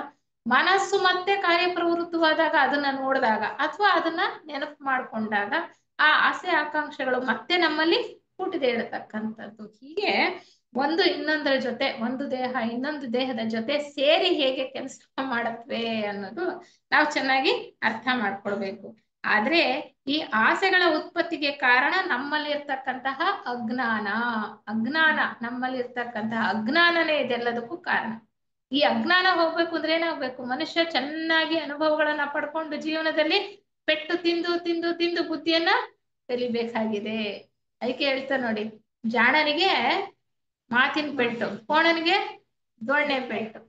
ನಾವು ಎಷ್ಟು ಇನ್ನೊಬ್ಬರಿಗೆ ಪರಿಸ್ಥಿತಿಗಳನ್ನ ನೋಡಿ, ಹೊರಗಿನ ಸನ್ನಿವೇಶಗಳನ್ನ ನೋಡಿ ಎಷ್ಟೋ ಕಲಿತಕ್ಕಂಥ ಪಾಠ ಇದೆ. ನಮ್ಮ ಜೀವನವನ್ನ ಸುಧಾರಿಸ್ಕೊಳ್ತಕ್ಕಂಥ ಅವಕಾಶಗಳಿದೆ. ಆದ್ರೆ ನಾವು ಸುಧಾರಿಸ್ಕೊಳ್ಳಿಲ್ಲ ಅಂದ್ರೆ ನಾವೇ ದೈಹಿಕವಾಗಿ, ಮಾನಸಿಕವಾಗಿ ಕಷ್ಟ ನಷ್ಟಗಳಿಗೆ, ನೋವು ಸಂಕಟಗಳಿಗೆ ಸಿಕ್ಕಿ ಆ ಅನುಭವದಿಂದ ಪಾಠ ಕಲಿಬೇಕಾಗಿದೆ. ಇದೆಲ್ಲವೂ ಕೂಡ ಪೂರ್ವ ನಿಯೋಜಿತ. ಈ ಸಂಸರಣಾ ಯೋಜನೆಯಲ್ಲಿ ಪ್ರತಿಯೊಂದು ಕೂಡ ವ್ಯವಸ್ಥಿತವಾಗಿ ನಡೀತಾ ಇರ್ತಕ್ಕಂಥದ್ದು. ನಾವು ಬಾಹ್ಯದಲ್ಲಿ ನಡೀತಾ ಇರ್ತಕ್ಕಂತಹ ಘಟನೆಗಳಿಗೆ ಎಷ್ಟೋ ಸಾರಿ ಇದಾಗಬಾರ್ದಿತ್ತು ಅಥವಾ ಆಗ್ತಾ ಇದೆ, ಇದನ್ನ ಏನ್ ಮಾಡೋದು ಅನ್ನುವಂತಹ ಪರಿಸ್ಥಿತಿಯನ್ನು ನಾವು ನೋಡ್ತಾ ಇರ್ತೀವಿ. ಆದ್ರೆ ಎಲ್ಲವೂ ಕೂಡ ಪೂರ್ವ ನಿಯೋಜಿತವೇ. ಆದ್ರೆ ಮನುಷ್ಯನಿಗೆ ಒಂದು ಸ್ವಪ್ರಯತ್ನ ಅಂತಕ್ಕಂಥದ್ದು ಇದೆ. ಮನುಷ್ಯನ ಪ್ರಯತ್ನವೂ ಕೂಡ ಎಂತಹ ಕರ್ಮ ಫಲವನ್ನೂ ಕೂಡ ಬದಲಾಯಿಸ್ತಕ್ಕಂತಹ ಶಕ್ತಿಯನ್ನ ಕೊಟ್ಟಿರ್ತಕ್ಕಂಥದ್ದು. ಅದಕ್ಕೆ ನಾವು ಥಿಯಾಸಫಿ ಸಾಹಿತ್ಯದಲ್ಲಿ ಥಿಯಾಸಫಿ ನಾವು ವಿಚಾರ ಮಾಡ್ತಾ ಕಲಿತಾ ಮೂಲಭೂತ ನಿಯಮಗಳನ್ನ ಚೆನ್ನಾಗಿ ಅರ್ಥ ಮಾಡ್ಕೊಳ್ಬೇಕು. ಕರ್ಮ ನಿಯಮ ಇರ್ಬೋದು, ಒಂದು ಪುನರ್ಜನ್ಮ ನಿಯಮ ಇರ್ಬೋದು, ಪರಮಾತ್ಮನ ಸಂಸರಣಾ ನಿಯಮ ಅಥವಾ ಸಂಸರಣಾ ಯೋಜನೆ ಇರ್ಬೋದು. ಹೀಗೆ ಇನ್ನ ಕೆಲವು ನಿಯಮಗಳನ್ನ ಹೇಳ್ತಾ ಹೋಗ್ತಾರೆ ಅವರು. ಸೌಹಾರ್ದತಾ ನಿಯಮ ಅಂತ ಹೇಳ್ತಾರೆ. ಇವೆಲ್ಲವನ್ನೂ ಕೂಡ ನಾವು ಸರಿಯಾಗಿ ಅರ್ಥೈಸ್ಕೊಂಡು ನಾವು ಜೀವನ ಮಾಡಿದ್ದೆ ಆದ್ರೆ ನಾವು ಸರಿಯಾದ ಮನಸ್ಸಿನ ಶಾಂತತೆಯನ್ನ ಕಾಯ್ದುಕೊಳ್ಳೋದಕ್ಕೆ ಸಾಧ್ಯ. ಎಂತಹ ಪರಿಸ್ಥಿತಿಯಲ್ಲೂ ಕೂಡ ನಾವು ವಿಚಲಿತರಾಗೋದಿಲ್ಲ. ಎಲ್ಲವಕ್ಕೂ ಕೂಡ ಕಾರಣ ಇದೆ, ಎಲ್ಲ ಪರಿಸ್ಥಿತಿಗಳಿಗೂ ಕೂಡ ಕಾರಣ ಇದೆ. ಕಾರ್ಯ ಕಾರಣ ನಿಯಮ ಅಂತಾನೆ ಹೇಳ್ತಾರೆ. ಕರ್ಮ ನಿಯಮಕ್ಕೆ ಏನ್ ಹೇಳ್ತಾರೆ? ಕಾರ್ಯ ಕಾರಣ ನಿಯಮ. ಪ್ರತಿಯೊಂದು ಸನ್ನಿವೇಶಕ್ಕೂ, ಪ್ರತಿಯೊಂದು ಘಟನೆಗೂ ಕೂಡ ಅದಕ್ಕೆ ಕಾರಣ ಇದೆ. ಕಾರಣ ಇಲ್ಲದೆ ಯಾವುದು ನಡೀತಕ್ಕಂಥದ್ದಲ್ಲ. ಆದ್ರೆ ಆ ಕಾರಣ ಏನಿರ್ಬಹುದು, ಯಾಕೆ ಅನ್ನೋದನ್ನ ಸರಿಯಾಗಿ ಅರ್ಥೈಸ್ಕೊಂಡು, ನಮ್ಮ ಆಧ್ಯಾತ್ಮ ಸಾಧಕರಾಗಿರ್ತಕ್ಕಂತಹ ನಾವಾದ್ರೂ ಸರಿಯಾಗಿ ಅರ್ಥೈಸ್ಕೊಂಡು ಸರಿಯಾದ ನಿಟ್ಟಿನಲ್ಲಿ ಯೋಚನೆ ಮಾಡ್ತಾ ಉದ್ರೇಕಕ್ಕೆ ಒಳಗಾಗದೆ ಶಾಂತ ಮನೋಭಾವದಲ್ಲಿ ಯಾವುದೇ ಪರಿಸ್ಥಿತಿಯನ್ನ ಎದುರಿಸ್ತಕ್ಕಂತಹ ಸ್ವಭಾವವನ್ನ ನಾವು ಬೆಳೆಸ್ಕೊಳ್ಬೇಕಾದಂತೂ ಬಹಳ ಮುಖ್ಯ ಅನ್ನುವಂತ ವಿಚಾರವನ್ನ ಅವರು ನಮ್ಗೆ ಇಲ್ಲಿ ಹೇಳ್ತಾ ಇದ್ದಾರೆ. ಅಜ್ಞಾನದಿಂದ ನಮಗೆ ಆಸೆಗಳು ಹುಟ್ಟತಕ್ಕಂಥದ್ದು ಅಥವಾ ಆಸೆಗೆ ಅಜ್ಞಾನವೇ ಕಾರಣ ಅನ್ನುವಂತಹ ವಿಚಾರವನ್ನ ಅವ್ರು ಹೇಳ್ತಾ ಹೇಳ್ತಾ ನಮ್ಗೆ ಹೇಳ್ತಾರೆ, ಈ ಪ್ರತಿಯೊಂದು ಯುದ್ಧಕ್ಕೂ ಅಷ್ಟೇ ನೋಡಿ, ಯುದ್ಧಕ್ಕೆ ಏನ್ ಕಾರಣ? ಆಸೆನೆ. ನನಗೆ ಬೇಕು, ನಮಗೆ ಹೆಚ್ಚು ಬೇಕು, ನಾವು ಚೆನ್ನಾಗಿರ್ಬೇಕು, ಬೇರೆಯವ್ರಿಗೆ ಏನಾದ್ರೂ ಪರವಾಗಿಲ್ಲ, ನಮಗೆ ಎಲ್ಲ ಸುಖ ಸವಲತ್ತುಗಳು ಬೇಕು ಅನ್ನುವಂತ ದೃಷ್ಟಿನೇ ತಾನೇ ನಮಗೆ ಈ ಯುದ್ಧಗಳನ್ನ ಸೃಷ್ಟಿಸ್ತಾ ಇರ್ತಕ್ಕಂಥದ್ದು. ಈ ಹಿಂಸಾ ಪ್ರವೃತ್ತಿಯನ್ನ ಬೆಳೆಸ್ತಾ ಇರ್ತಕ್ಕಂಥ ಹಿಂಸಾ ಪ್ರವೃತ್ತಿ ಅವ್ರಿಗೆ ಬೇಡ, ನಮಗ್ ಮಾತ್ರ ಬೇಕು, ನಾವು ಚೆನ್ನಾಗಿರ್ಬೇಕು, ನಮ್ಮಲ್ಲಿ ಇರ್ಬೇಕು ಅನ್ನುವಂತಹ ಸ್ವಾರ್ಥ. ಅದಕ್ಕೆ ಹೇಳ್ತಾರೆ, ಅವ್ರು ಹೇಳ್ತಾರೆ, ನಮ್ಮ ನಿಜ ಸ್ವರೂಪದ ಬಗ್ಗೆ ಮತ್ತು ಬಾಹ್ಯ ಪ್ರಪಂಚದ ವಸ್ತುಗಳೊಡನೆ ನಾವು ಹೊಂದಿರುವ ಸಂಬಂಧಗಳ ಕುರಿತು ನಮ್ಮಲ್ಲಿರುವಂತಹ ಅಜ್ಞಾನ, ಇದೆಲ್ಲವೂ ಕೂಡ ಶಾಶ್ವತ ಅಲ್ಲ. ಪ್ರತಿಯೊಂದು ಕೂಡ ನಾವು ನೋಡ್ತಾ ಇರ್ತಕ್ಕಂಥದ್ದು ಸ್ಥೂಲ ಪ್ರಪಂಚದಲ್ಲಿ ಯಾವ್ದಾದ್ರೂ ಶಾಶ್ವತ ಇದೆಯಾ? ನಾವು ಮಾಡ್ತಕ್ಕಂತಹ ಆಸ್ತಿ, ಮನೆ, ಸಂಪತ್ತು, ಹಣ, ಜನಪ್ರಿಯತೆ, ಕೊನೆಗೆ ಅಧಿಕಾರ ಯಾವ್ದಾದ್ರೂ ನಮ್ ಜೊತೆಗೆ ಬರುತ್ತಾ? ನಾವು ಈ ದೇಹವನ್ನು ಬಿಟ್ಟು ಹೋಗೋವಾಗ ಯಾವುದೂ ನಮ್ ಜೊತೆಗೆ ಬರೋದಿಲ್ಲ. ನಮಗೆ ಎಷ್ಟೋ ಸಾರಿ ಇದರ ಒಂದು ಅರಿವು ಆಗತ್ತೆ. ಯಾವಾಗ? ಯಾರೋ ಒಬ್ರು ಸತ್ತಾಗ, ಅವರ ಶವವನ್ನ ನೋಡಿದಾಗ, ನಮ್ಮ ಪ್ರೀತಿ ಪಾತ್ರರಾದವರು ಈ ದೇಹವನ್ನ ಬಿಟ್ಟಾಗ, ಆ ಒಂದು ಪರಿಸ್ಥಿತಿಯಲ್ಲಿ ನಮಗೆ ಈ ಬುದ್ಧಿ ಪ್ರಜ್ಞೆ ಜಾಗೃತವಾಗತ್ತೆ. ಆದ್ರೆ ಅದು ಕ್ಷಣ ಮಾತ್ರ. ಅದಕ್ಕೆ ಹೇಳ್ತಾರೆ ಸ್ಮಶಾನ ವೈರಾಗ್ಯ ಅಂತ. ಸ್ಮಶಾನ ವೈರಾಗ್ಯ ಅಂದ್ರೆ ನಾವು ಸ್ಮಶಾನದಲ್ಲಿ ಇರುವವರೆಗೂ ಮಾತ್ರ ವೈರಾಗ್ಯ, ಆಸೆಗಳಿಲ್ಲ. ಅಲ್ಲಿಂದ ಹೊರಗೆ ಬಂದಿದ ತಕ್ಷಣ ಮತ್ತೆ ನಾಯಿ ಬಾಲ ಡೊಂಕು ಅನ್ನೋ ಹಾಗೆ ನಮ್ಮ ಯಥಾಸ್ಥಿತಿ, ನಮ್ಮ ಹೊರಗಿನ ಪ್ರಪಂಚದ ಆಸೆ ವ್ಯಾಮೋಹಗಳಿಗೆ ಆಕರ್ಷಿತರಾಗಿ, ಅವುಗಳ ದಾಸರಾಗಿ, ಅವುಗಳು ಬೇಕು ಅಂತಕ್ಕಂಥ ವಾಂಛೆಯಲ್ಲಿ ಎಂತಹ ಪ್ರಕ್ಷುಬ್ಧ ಪರಿಸ್ಥಿತಿಯನ್ನ ನಮ್ಮ ಸುತ್ತ ನಾವು ನಿರ್ಮಾಣ ಮಾಡ್ಕೊಂಡಿದ್ದೇವೆ ಅನ್ನುವಂತಹ ವಿಚಾರವನ್ನ ನಮ್ಗೆ ಹೇಳ್ತಾರೆ. ಅದಕ್ಕೆ ಅವ್ರು ಹೇಳ್ತಾರೆ, ಅವುಗಳ ಚಲನವಲನವನ್ನು, ಬದಲಾವಣೆಯನ್ನು, ಅವುಗಳ ಕ್ಷಣ ಭಂಗುರತೆಯನ್ನು ಮತ್ತು ಅವುಗಳ ಅಸತ್ಯತೆಯನ್ನು ಎಚ್ಚರದಿಂದ ವೀಕ್ಷಿಸುವುದು, ಇವೆಲ್ಲವೂ ಕೂಡ ಶಾಶ್ವತ ಅಲ್ಲ. ಇವೆಲ್ಲವೂ ಕೂಡ ನಮ್ ಜೊತೆ ಬರ್ತಕ್ಕಂಥದ್ದಲ್ಲ. ನಮ್ಮನ್ನ ಇನ್ನ ಕೆಳಕ್ಕೆ ಎಳೀತವೆ ಹೊರತು ಇವೆಲ್ಲವೂ ಕೂಡ ನಮ್ಮನ್ನ ಮೇಲೆತ್ತುವಂತಹ ಒಂದು ಸಹಾಯವನ್ನ ಯಾವುದು ಕೂಡ ಇದು ಮಾಡೋದಿಲ್ಲ ಅನ್ನೋದನ್ನ ನಾವು ಬಹಳ ಎಚ್ಚರಿಕೆಯಿಂದ ವೀಕ್ಷಿಸಬೇಕು. ಉನ್ನತ ಮನಸ್ಸಿನ ಪ್ರಜ್ಞಾ ಮಟ್ಟದಲ್ಲಿ ನಾವು ವೀಕ್ಷಿಸಿದ್ದೆ ಆದ್ರೆ ನಮ್ಗೆ ಸತ್ಯಾಸತ್ಯತೆಯ ಗೋಚರ ಆಗ್ತಕ್ಕಂಥದ್ದು ಖಂಡಿತ. ಆದ್ರೆ ನಾವು ಆ ಪ್ರಜ್ಞೆಗೆ ಹೋಗೋದಕ್ಕೆ ತಯಾರಿಲ್ಲ, ನಾವು ಧ್ಯಾನ ಮಾಡಕ್ಕೆ ತಯಾರಿಲ್ಲ. ನಾವು ಬೆಳಿಗ್ಗೆ ಇದ್ರೆ ನಾವು ಅಡಿಗೆ ಮನೆಯಲ್ಲಿ ಕೆಲಸ ಮಾಡೋದು, ಆ ಕೆಲಸ ಕಾರ್ಯಗಳು ಎಷ್ಟಿರುತ್ತೆ ಅನ್ನೋ ಅದ್ರ ಕಡೆ ಗಮನನೇ ಜಾಸ್ತಿ. ಮನಸ್ಸನ್ನ ಪ್ರಶಾಂತವಾಗಿಟ್ಕೊಳ್ಳತಕ್ಕಂತಹ ಯಾವ ಒಂದು ಪ್ರಯತ್ನವನ್ನು ಕೂಡ ನಾವು ಮಾಡೋದೇ ಇಲ್ಲ. ಹಾಗಿರುವಾಗ ನಾವು ಹೇಗೆ ಈ ಕ್ಷಣಭಂಗುರತೆ ಅಂದ್ರೆ ಇವೆಲ್ಲವೂ ಅಶಾಶ್ವತ, ತಾತ್ಕಾಲಿಕ ಅಂತಕ್ಕಂತಹ ಅರಿವು, ಈ ಅಜ್ಞಾನ ಹೋಗ್ತಕ್ಕಂಥದ್ದು ಹೇಗೆ ಅನ್ನುವಂಥದ್ದನ್ನ ಅವ್ರು ಹೇಳ್ತಾ ಇದ್ದಾರೆ, ಪ್ರಶ್ನೆ ಮಾಡ್ತಾ ಇದ್ದಾರೆ. ಒಬ್ಬ ಸಂತ ಹೇಳ್ತಾನಂತೆ, ಸತ್ಯದ ಶೋಧನೆಯು ನಿರಂತರ ಪ್ರಯತ್ನ ಉಳ್ಳದ್ದು ಅಥವಾ ಬದಲಾವಣೆ ರಹಿತ ಅಖಂಡತೆಯುಳ್ಳದ್ದು. ಸತ್ಯಕ್ಕೆ ಮೊದಲು ಅಥವಾ ಕೊನೆ ಎಂಬುದಿಲ್ಲ. ಸತ್ಯ ಎಂದರೆ ನಿರಂತರ ಅಥವಾ ಶಾಶ್ವತವಾದದ್ದು.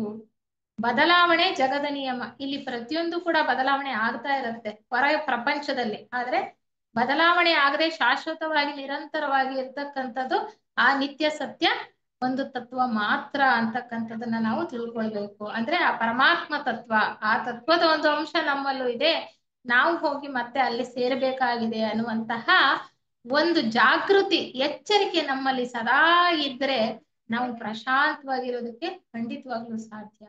ಈ ಅಜ್ಞಾನ ಕಳೆಯದ ಹೊರತು ನಾವು ಶಾಂತತೆಯನ್ನ ಬೆಳೆಸ್ಕೊಳ್ಳೋದಕ್ಕೆ ಸಾಧ್ಯ ಇಲ್ಲ.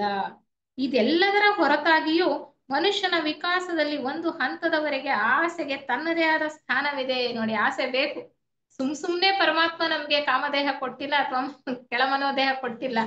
ಆಸೆಗಳು ಬೇಕು ಒಂದು ಹಂತದವರೆಗೆ. ನಾವು ಅದರಿಂದ ಪಾಠವನ್ನ ಕಲಿಬೇಕು. ಏನ್ ಹೇಳ್ತಾರೆ ನೋಡೋಣ. ದುರ್ದೈವವಶಾತ್ ಜೀವನದ ಈ ದೀರ್ಘ ಪಯಣದಲ್ಲಿ ಶೇಖರಣೆಯಾಗಿರುವ ಅದು ಹೆಚ್ಚು ಕಡಿಮೆ ಮುಂದುವರೆದುಕೊಂಡು ಬಂದಿದೆ. ಸಾಮಾನ್ಯವಾಗಿ ಬಹಳ ಜನರಿಗೆ ನಮಗೆ ಆಸೆಗಳೇ ಇಲ್ಲ ಎಂಬುದು ಒಂದು ತೋರಿಕೆಯ ಪ್ರವೃತ್ತಿಯಾಗಿದೆ. ಹೌದಾ ಇಲ್ವಾ? ಆಧ್ಯಾತ್ಮ ಪಥದಲ್ಲಿ ಸಾಗುವವರಲ್ಲಿಯೂ ಸಹ ಇದನ್ನ ಕಾಣ್ತೇವೆ. ಆಧ್ಯಾತ್ಮ ಪಥದಲ್ಲಿ ಸಾಗ್ತಾ ಇದ್ರು ಕೂಡ ನಾವ್ ಹೇಳ್ತೀವಿ ನಮ್ಗೇನು ಆಸೆಗಳಿಲ್ಲಪ್ಪ, ನಾವೆಲ್ಲ ಆಸೆಗಳನ್ನ ಬಿಟ್ಬಿಟ್ಟಿದೀವಿ ಅಂತ. ಆದ್ರೆ ನಿಜವಾಗ್ಲೂ ನಾವು ಒಳ ಹೊಕ್ಕು ನೋಡಿದ್ರೆ ಸೂಕ್ಷ್ಮಾತಿ ಸೂಕ್ಷ್ಮದಲ್ಲಿ ನೋಡ್ತಾ ಹೋದ್ರೆ ಆಸೆ ಅಂತಕ್ಕಂಥದ್ದು ಅಷ್ಟು ಸುಲಭವಾಗಿ ನಮ್ಮನ್ನ ಬಿಡೋದಿಲ್ಲ. ಅಜ್ಞಾನ ಪೂರ್ತಿಯಾಗಿ ಕಳೆಯೋವರೆಗೂ ನಮ್ಮಲ್ಲಿ ಆಸೆಗಳು ನಶಿಸಿ ಹೋಗೋದಿಲ್ಲ ಅನ್ನುವಂತಹ ವಿಚಾರ. ಆಧ್ಯಾತ್ಮ ಪ್ರಗತಿಯಲ್ಲಿ ಸಾಗುವವರಲ್ಲಿಯೂ ಸಹ ಇದನ್ನು ಕಾಣುತ್ತೇವೆ. ಇಂತಹ ತಿಳುವಳಿಕೆಯ ಪರಿಣಾಮವೇನೆಂದರೆ ಸಾವಧಾನವಾಗಿಯೂ ಸಹ ನಮ್ಮ ಆಂತರಿಕ ವೀಕ್ಷಣೆಯನ್ನು ಹೆಚ್ಚಿಸುತ್ತದೆ. ನಾವು ಸ್ವಯಂ ಪರಿಶೀಲನೆಯನ್ನ ಮಾಡ್ಕೊಳ್ಬೇಕು. ನಮ್ಮ ಥಿಯಾಸಫಿ ವಾಂಗ್ಮಯದಲ್ಲಿ, ಆಧ್ಯಾತ್ಮ ಪಥದಲ್ಲಿ, ಪ್ರತಿಯೊಂದು ಸಾಹಿತ್ಯದಲ್ಲಿ ಹೇಳ್ತಕ್ಕಂಥದ್ದು ಅದೇ, ಸ್ವಯಂ ಪರಿಶೀಲನೆಯನ್ನ ಮಾಡ್ಕೊಳ್ಳಿ. ನಾವು ನಮ್ಮಲ್ಲಿ ಬದಲಾವಣೆಯನ್ನ ತಂದುಕೊಂಡ್ರೆ ಮಾತ್ರ ನಮ್ಮ ಸುತ್ತಲಿನ ಪ್ರಪಂಚದಲ್ಲೂ ಕೂಡ ಬದಲಾವಣೆಯನ್ನ ಕಾಣೋದಕ್ಕೆ ಸಾಧ್ಯ ಅನ್ನುವಂಥದ್ದು. ಮತ್ತು ಅದರ ಪರಿಣಾಮವಾಗಿ ನಮ್ಮ ಜೀವನಕ್ಕೆ ಅನಾವಶ್ಯಕವಾದ ಮತ್ತು ನಿರುಪಯುಕ್ತವಾದ ವಸ್ತುಗಳ ಕಡೆಗಿನ ಆಕರ್ಷಣೆಯನ್ನು ಕಡಿಮೆ ಮಾಡುತ್ತೆ. ಆಸೆ ಅಂತಕ್ಕಂಥದ್ದು, ಆಕರ್ಷಣೆ ಅಂತಕ್ಕಂಥದ್ದು ಹೊರಗಿನ ಪ್ರಪಂಚದಲ್ಲಿ ಇದ್ದೇ ಇದೆ. ಆದ್ರೆ ನಾವು ನಮ್ಮ ಅಂತಾಂಗ ವೀಕ್ಷಣೆಯಿಂದ ಇವೆಲ್ಲವೂ ಕೂಡ ನಿರುಪಯುಕ್ತ, ಇವು ಯಾವೂ ಕೂಡ ಶಾಶ್ವತ ಅಲ್ಲ ಅಂತಕ್ಕಂತಹ ಸರಿಯಾದ ಧೋರಣೆಯನ್ನ ನಮಗ್ ಗೊತ್ತಿಲ್ವಾ? ನಾವೆಲ್ಲ ಹೇಳ್ತೇವಲ್ವಾ, ಈ ಎಲ್ಲ ಶಾಶ್ವತ ಅಲ್ಲ, ಅಶಾಶ್ವತ, ತಾತ್ಕಾಲಿಕ ಅಂತ ನಮ್ಗೆ ಗೊತ್ತು. ಆದ್ರೂ ಕೂಡ ಎಷ್ಟು ಮಟ್ಟಿಗೆ ನಮಗೆ ಆಸೆಯನ್ನ ಬಿಡೋದಕ್ಕೆ ಸಾಧ್ಯವಾಗಿದೆ ಅನ್ನೋ ಪ್ರಶ್ನೆಯನ್ನ ನಮಗೆ ನಾವೇ ಹಾಕೋಬೇಕು. ನಾವು ಬೇರೆಯವ್ರಿಗೆ ಹಾಕೋದಲ್ಲ, ನಮಗೆ ನಾವೇ ಹಾಕೊಳ್ಬೇಕಾಗಿದೆ. ಯಾಕೆಂದ್ರೆ ರಾಧಾಜಿಯವರು ಬಹಳ ಚೆನ್ನಾಗಿ ಹೇಳ್ತಾರೆ, ಬದಲಾವಣೆ ಅಂತಕ್ಕಂಥದ್ದು ಮೊದಲು ನನ್ನಲ್ಲಿ ಬರ್ಬೇಕು. ಮಾನವ ಪುನರುತ್ಥಾನ ಅನ್ನೋ ಗ್ರಂಥದಲ್ಲಿ ಬಹಳ ಚೆನ್ನಾಗಿ ಹೇಳ್ತಾರೆ, ಬದಲಾವಣೆ ಎಲ್ಲಿ ಬರ್ಬೇಕು, ಪರಿವರ್ತನೆ ಎಲ್ಲಿ ಬರ್ಬೇಕು, ನಮ್ಮಲ್ಲಿ ಬರ್ಬೇಕು, ನಮ್ಮ ಅಂತರಂಗದಲ್ಲಿ ಮೊದಲು ಬರ್ಬೇಕು. ಆವಾಗ ನಾವು ಬಹಿರಂಗದಲ್ಲೂ ಕೂಡ ಪರಿವರ್ತನೆಯನ್ನ ಕಾಣೋದಕ್ಕೆ ಸಾಧ್ಯ ಅನ್ನುವಂತಹ ವಿಚಾರವನ್ನ ಹೇಳ್ತಾ ಹೋಗ್ತಾರೆ.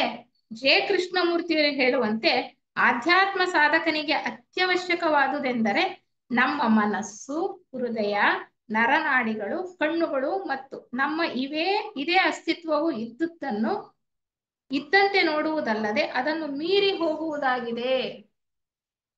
ಆಗ ಮಾತ್ರ ಇನ್ನೊಂದು ಅಸ್ತಿತ್ವಕ್ಕೆ ಬರುತ್ತದೆ.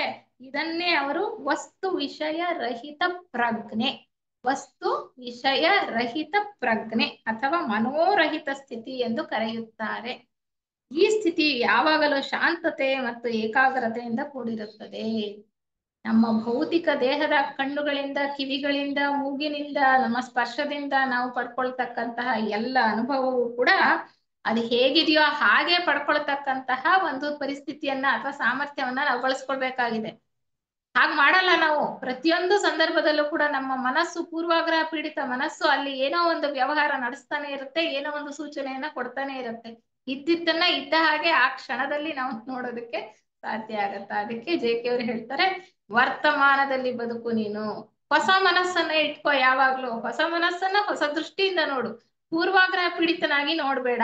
ಯಾರೋ ಒಬ್ಬ ಸ್ನೇಹಿತ ಬಂದ ನಮ್ಗೆ ಎದುರು ಸಿಕ್ಕದಾದ್ರೆ ಅವನು ಇನ್ನೊಂದಿನ ನಮ್ಗೆ ಯಾವತ್ತೋ ಸಿಕ್ಕಿದ್ದ, ಅವನು ನನ್ನ ಮೇಲೆ ಕೋಪ ಮಾಡ್ಕೊಂಡ ಅಥವಾ ಏನೋ ರೇಗದ ಅಥವಾ ನನ್ಗೆ ಅವನೇನೋ ದುಡ್ಡಿಸ್ಕೊಂಡಿದ್ದ, ಕೊಡ್ಲಿಲ್ಲ, ಆ ಯೋಚನೆ ಬರುತ್ತೆ ಹೊರತು ಇವತ್ತು ನಾನು ಆ ಮನುಷ್ಯನನ್ನ ಎದುರಾಗ್ತಾ ಇದ್ದೇನೆ, ಈಗಿನ ಪರಿಸ್ಥಿತಿಯೇ ಬೇರೆ ಇರ್ಬೋದು, ಕ್ಷಣ ಕ್ಷಣಕ್ಕೂ ಬದಲಾವಣೆ ಅಂತಕ್ಕಂಥದ್ದು ಆಗ್ತಾನೆ ಇರುತ್ತೆ.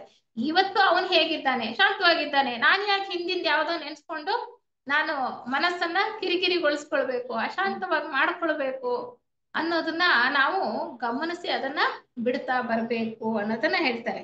ಜೆ.ಕೆ. ಅವರ ಸಿದ್ಧಾಂತವೆಲ್ಲವೂ ಕೂಡ ಬಹಳ ಉನ್ನತವಾದಂತಹ ಮಟ್ಟದಲ್ಲಿ ಹೇಳಿರ್ತಕ್ಕಂಥದ್ದು, ಲಾಫ್ಟಿ ಪ್ರಿನ್ಸಿಪಲ್ಸ್ ಅಂತ ಹೇಳ್ತಾರೆ. ಅವ್ರು ಹೇಳೋದೆಲ್ಲ ಉನ್ನತ ಮನಸ್ಸಿನ ಪ್ರಜ್ಞಾ ಸ್ಥಿತಿಗೆ ಅನ್ವಯ ಆಗ್ತಕ್ಕಂಥದ್ದು. ನಾವಿನ್ನು ಕೆಳ ಮನಸ್ಸಿನ ಹಂತದಲ್ಲೇ ಇರೋದ್ರಿಂದ ನಮಗೆ ಅದನ್ನ ಅರ್ಥೈಸ್ಕೊಳ್ಳೋದು ಬಹಳ ಕಷ್ಟ ಆಗುತ್ತೆ.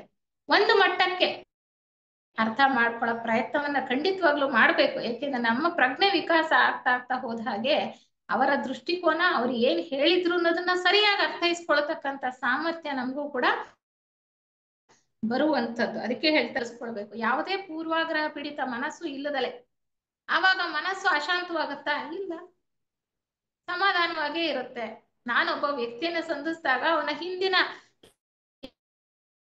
ಎಲ್ಲ ಇತಿಹಾಸವೆಲ್ಲ ನನಗೆ ಜ್ಞಾಪಕ ಬರದೇ ಹೋದ್ರೆ, ಮೊದಲನೇ ಬಾರಿಗೆ ನಾನು ನೋಡ್ತಾ ಇದ್ದೀನಿ ಅಂತ ನೋಡ್ತಾ ಇದ್ರೆ, ನನಗೆ ಯಾವ ಒಂದು ಮನಸ್ಸಿನ ವಿಚಲಿತ ಇದ್ದಿದ್ದನ್ನ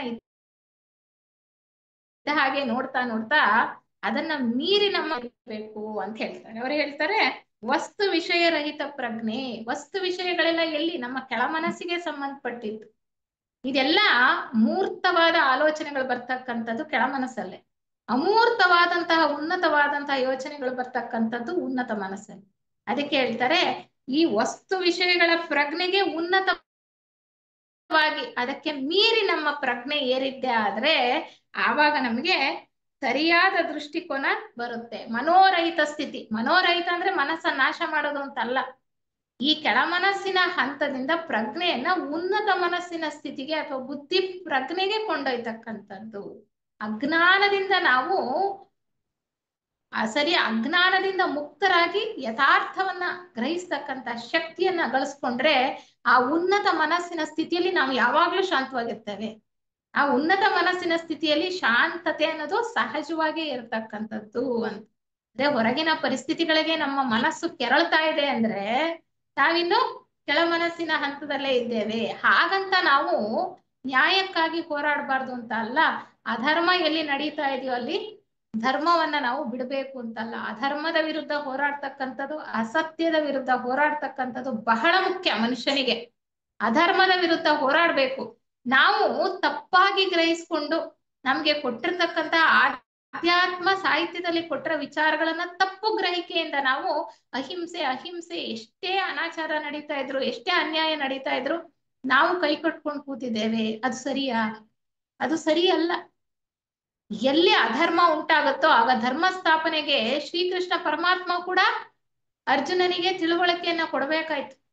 ಎಚ್ಚೆತ್ಕೋ, ನಿನ್ನ ಧರ್ಮವನ್ನ ಪಾಲಿಸು. ನಮ್ಮ ಧರ್ಮಕ್ಕೆ ಚ್ಯುತಿ ಬಂದಾಗ, ಮಾನವ ಧರ್ಮಕ್ಕೆ ಮಾನವತೆಗೆ ಚ್ಯುತಿ ಬಂದಾಗ, ಇಲ್ಲಿ ಜಾತಿ ಮತ ಕುಲ ಲಿಂಗದ ಭೇದ ಬೇಡ, ಆ ದೃಷ್ಟಿಯಲ್ಲಿ ನಾವು ನೋಡ್ಬೇಕಾಗಿಲ್ಲ. ಕೆಟ್ಟ ಕಾರ್ಯ ಯಾರು ಮಾಡಿದ್ರು ಅದು ಕೆಟ್ಟ ಕಾರ್ಯವೇ. ನಮ್ಮ ವಿರೋಧ ಕೆಟ್ಟ ಕಾರ್ಯಗಳಿಗೆ ಇರ್ಬೇಕೇ ಹೊರತು ಮನುಷ್ಯರ ಮೇಲಲ್ಲ. ಮನುಷ್ಯರ ಮೇಲಲ್ಲ. ಅದು ಕೆಟ್ಟ ಕೆಲಸಗಳು, ಕೆಟ್ಟ ಕಾರ್ಯಗಳು, ಅಸತ್ಯ, ಅಧರ್ಮ ಅನ್ನೋದು ಎಲ್ಲಿ ಯಾರಿಂದ ಜರುಗ್ತಾ ಇದ್ರು ಕೂಡ ಅದರ ವಿರುದ್ಧವಾಗಿ ದನಿ ಎತ್ತತಕ್ಕಂಥದ್ದು, ಅದರ ವಿರುದ್ಧವಾಗಿ ಕೆಲಸ ಮಾಡ್ತಕ್ಕಂಥದ್ದು, ಕೆಲವು ಸಾರಿ ದಂಡವನ್ನು ಉಪಯೋಗಿಸ್ಬೇಕಾಗಿರ್ತಕ್ಕಂಥದ್ದು ಬಹಳ ಮುಖ್ಯವಾಗಿ ಅಂತಹ ಒಂದು ಪರಿಸ್ಥಿತಿಯನ್ನ ನಾವು ಸೃಷ್ಟಿ ಮಾಡಿಕೊಂಡು ಸನಾತನ ಧರ್ಮ ಪ್ರಸ್ತುತ ಭಾರತದಲ್ಲಿ ಮಾತ್ರ ಅದರ ಪೂರ್ಣ ನಾಶ ಆಗತಕ್ಕಂಥದ್ದು. ವೇದ, ಉಪನಿಷತ್ತು, ಭಗವದ್ಗೀತೆ ಎಲ್ಲವೂ ಎಲ್ಲ ಆಧ್ಯಾತ್ಮ ಸಾರ ಇರ್ತಕ್ಕಂಥದ್ದು ಸನಾತನ ಜ್ಞಾನದಲ್ಲಿ, ಸನಾತನ ಧರ್ಮದಲ್ಲಿ. ಅದೇ ಇಲ್ಲ ಅಂದ್ರೆ ಜಗತ್ತು ಹೇಗೆ ಪ್ರಶಾಂತವಾಗಿ ನಿಶ್ಚಿಂತವಾಗಿ ನೆಮ್ಮದಿಯಿಂದ ಇರೋದಕ್ಕೆ ಸಾಧ್ಯ? ಆ ಒಂದು ದೃಷ್ಟಿಕೋನದಲ್ಲಿ ನಾವು ಪ್ರತಿಯೊಂದನ್ನು ಕೂಡ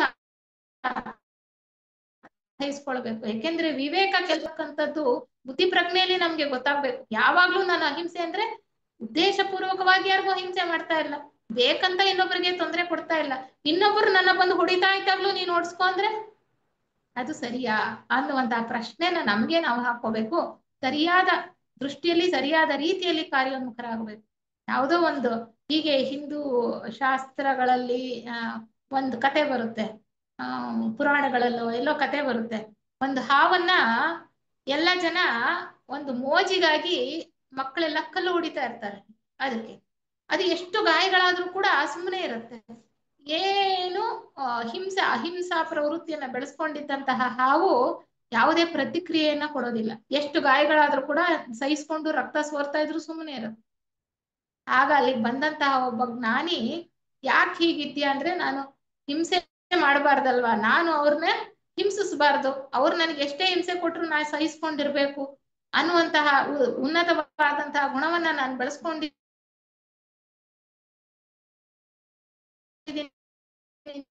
ನೀನಿದ್ರೆ ಅಲ್ಲ, ವಿವೇಚನೆ ಇರ್ಬೇಕು, ವಿವೇಕ ಇರ್ಬೇಕು. ಅದಕ್ಕೆ ಜ್ಞಾನಿ ನೀನು ಮಾಡ್ತಾ ಇರೋ ಕಚ್ಬೇಡ, ನೀನ್ ಬುಸ್ಸನ್ನು ತೆಗೆದುಕೊಂಡು ಹೋಗ್ತಾರೆ. ಬೇಕಂತ ನಾವು ಹಿಂಸಾ ಪ್ರವೃತ್ತಿಯನ್ನ ಇಲ್ಲಿ ಹುಟ್ಟಾಕ್ತಾ ಇಲ್ಲ, ಅಥವಾ ಹಿಂಸೆಯನ್ನ ನಾವು ಅನುಷ್ಠಾನ ಮಾಡ್ತಾ ಇಲ್ಲ.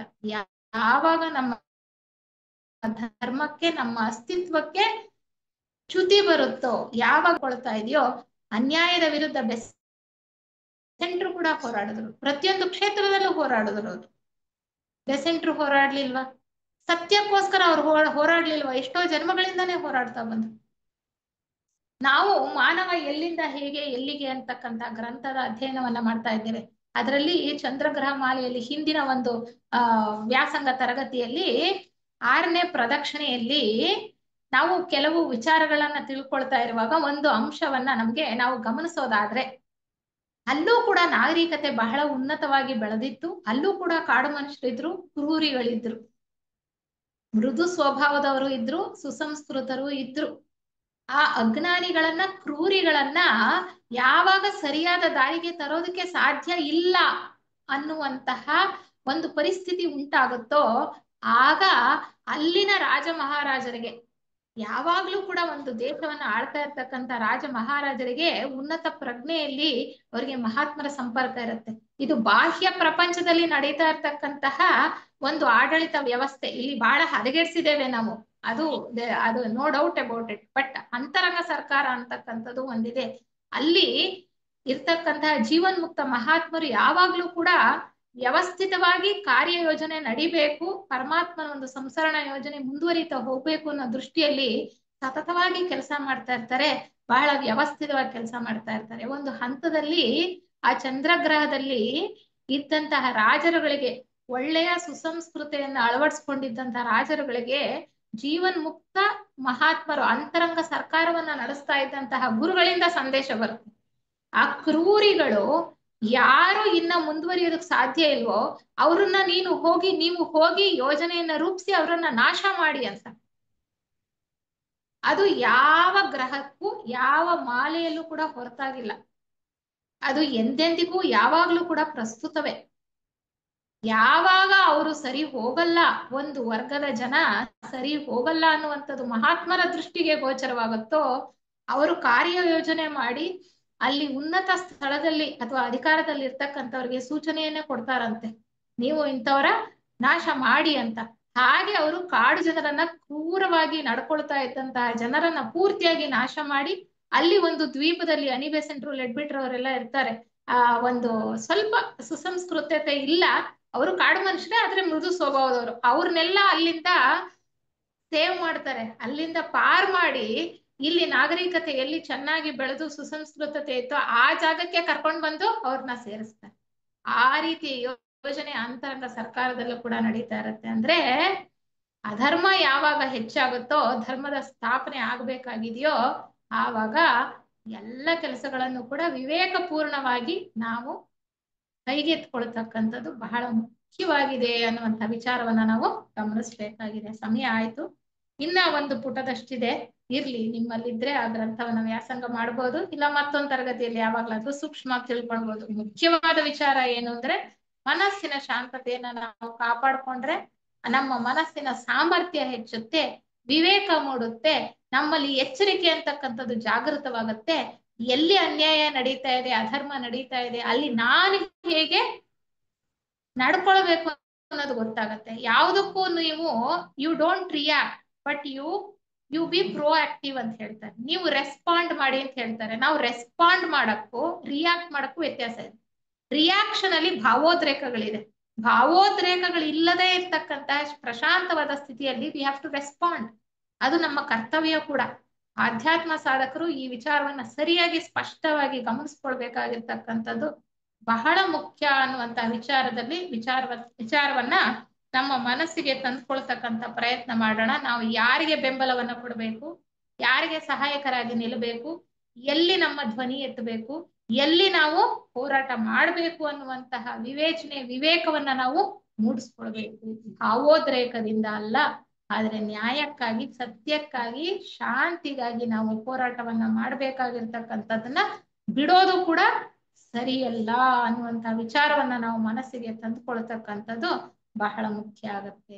ಸಮಯ ಮುಗಿದ್ದು ಇಲ್ಲಿಗೆ ನಮ್ಮ ವಿಚಾರವನ್ನ ಈ ದಿನದ ಸತ್ಸಂಗವನ್ನ ಮುಗಿಸೋಣ.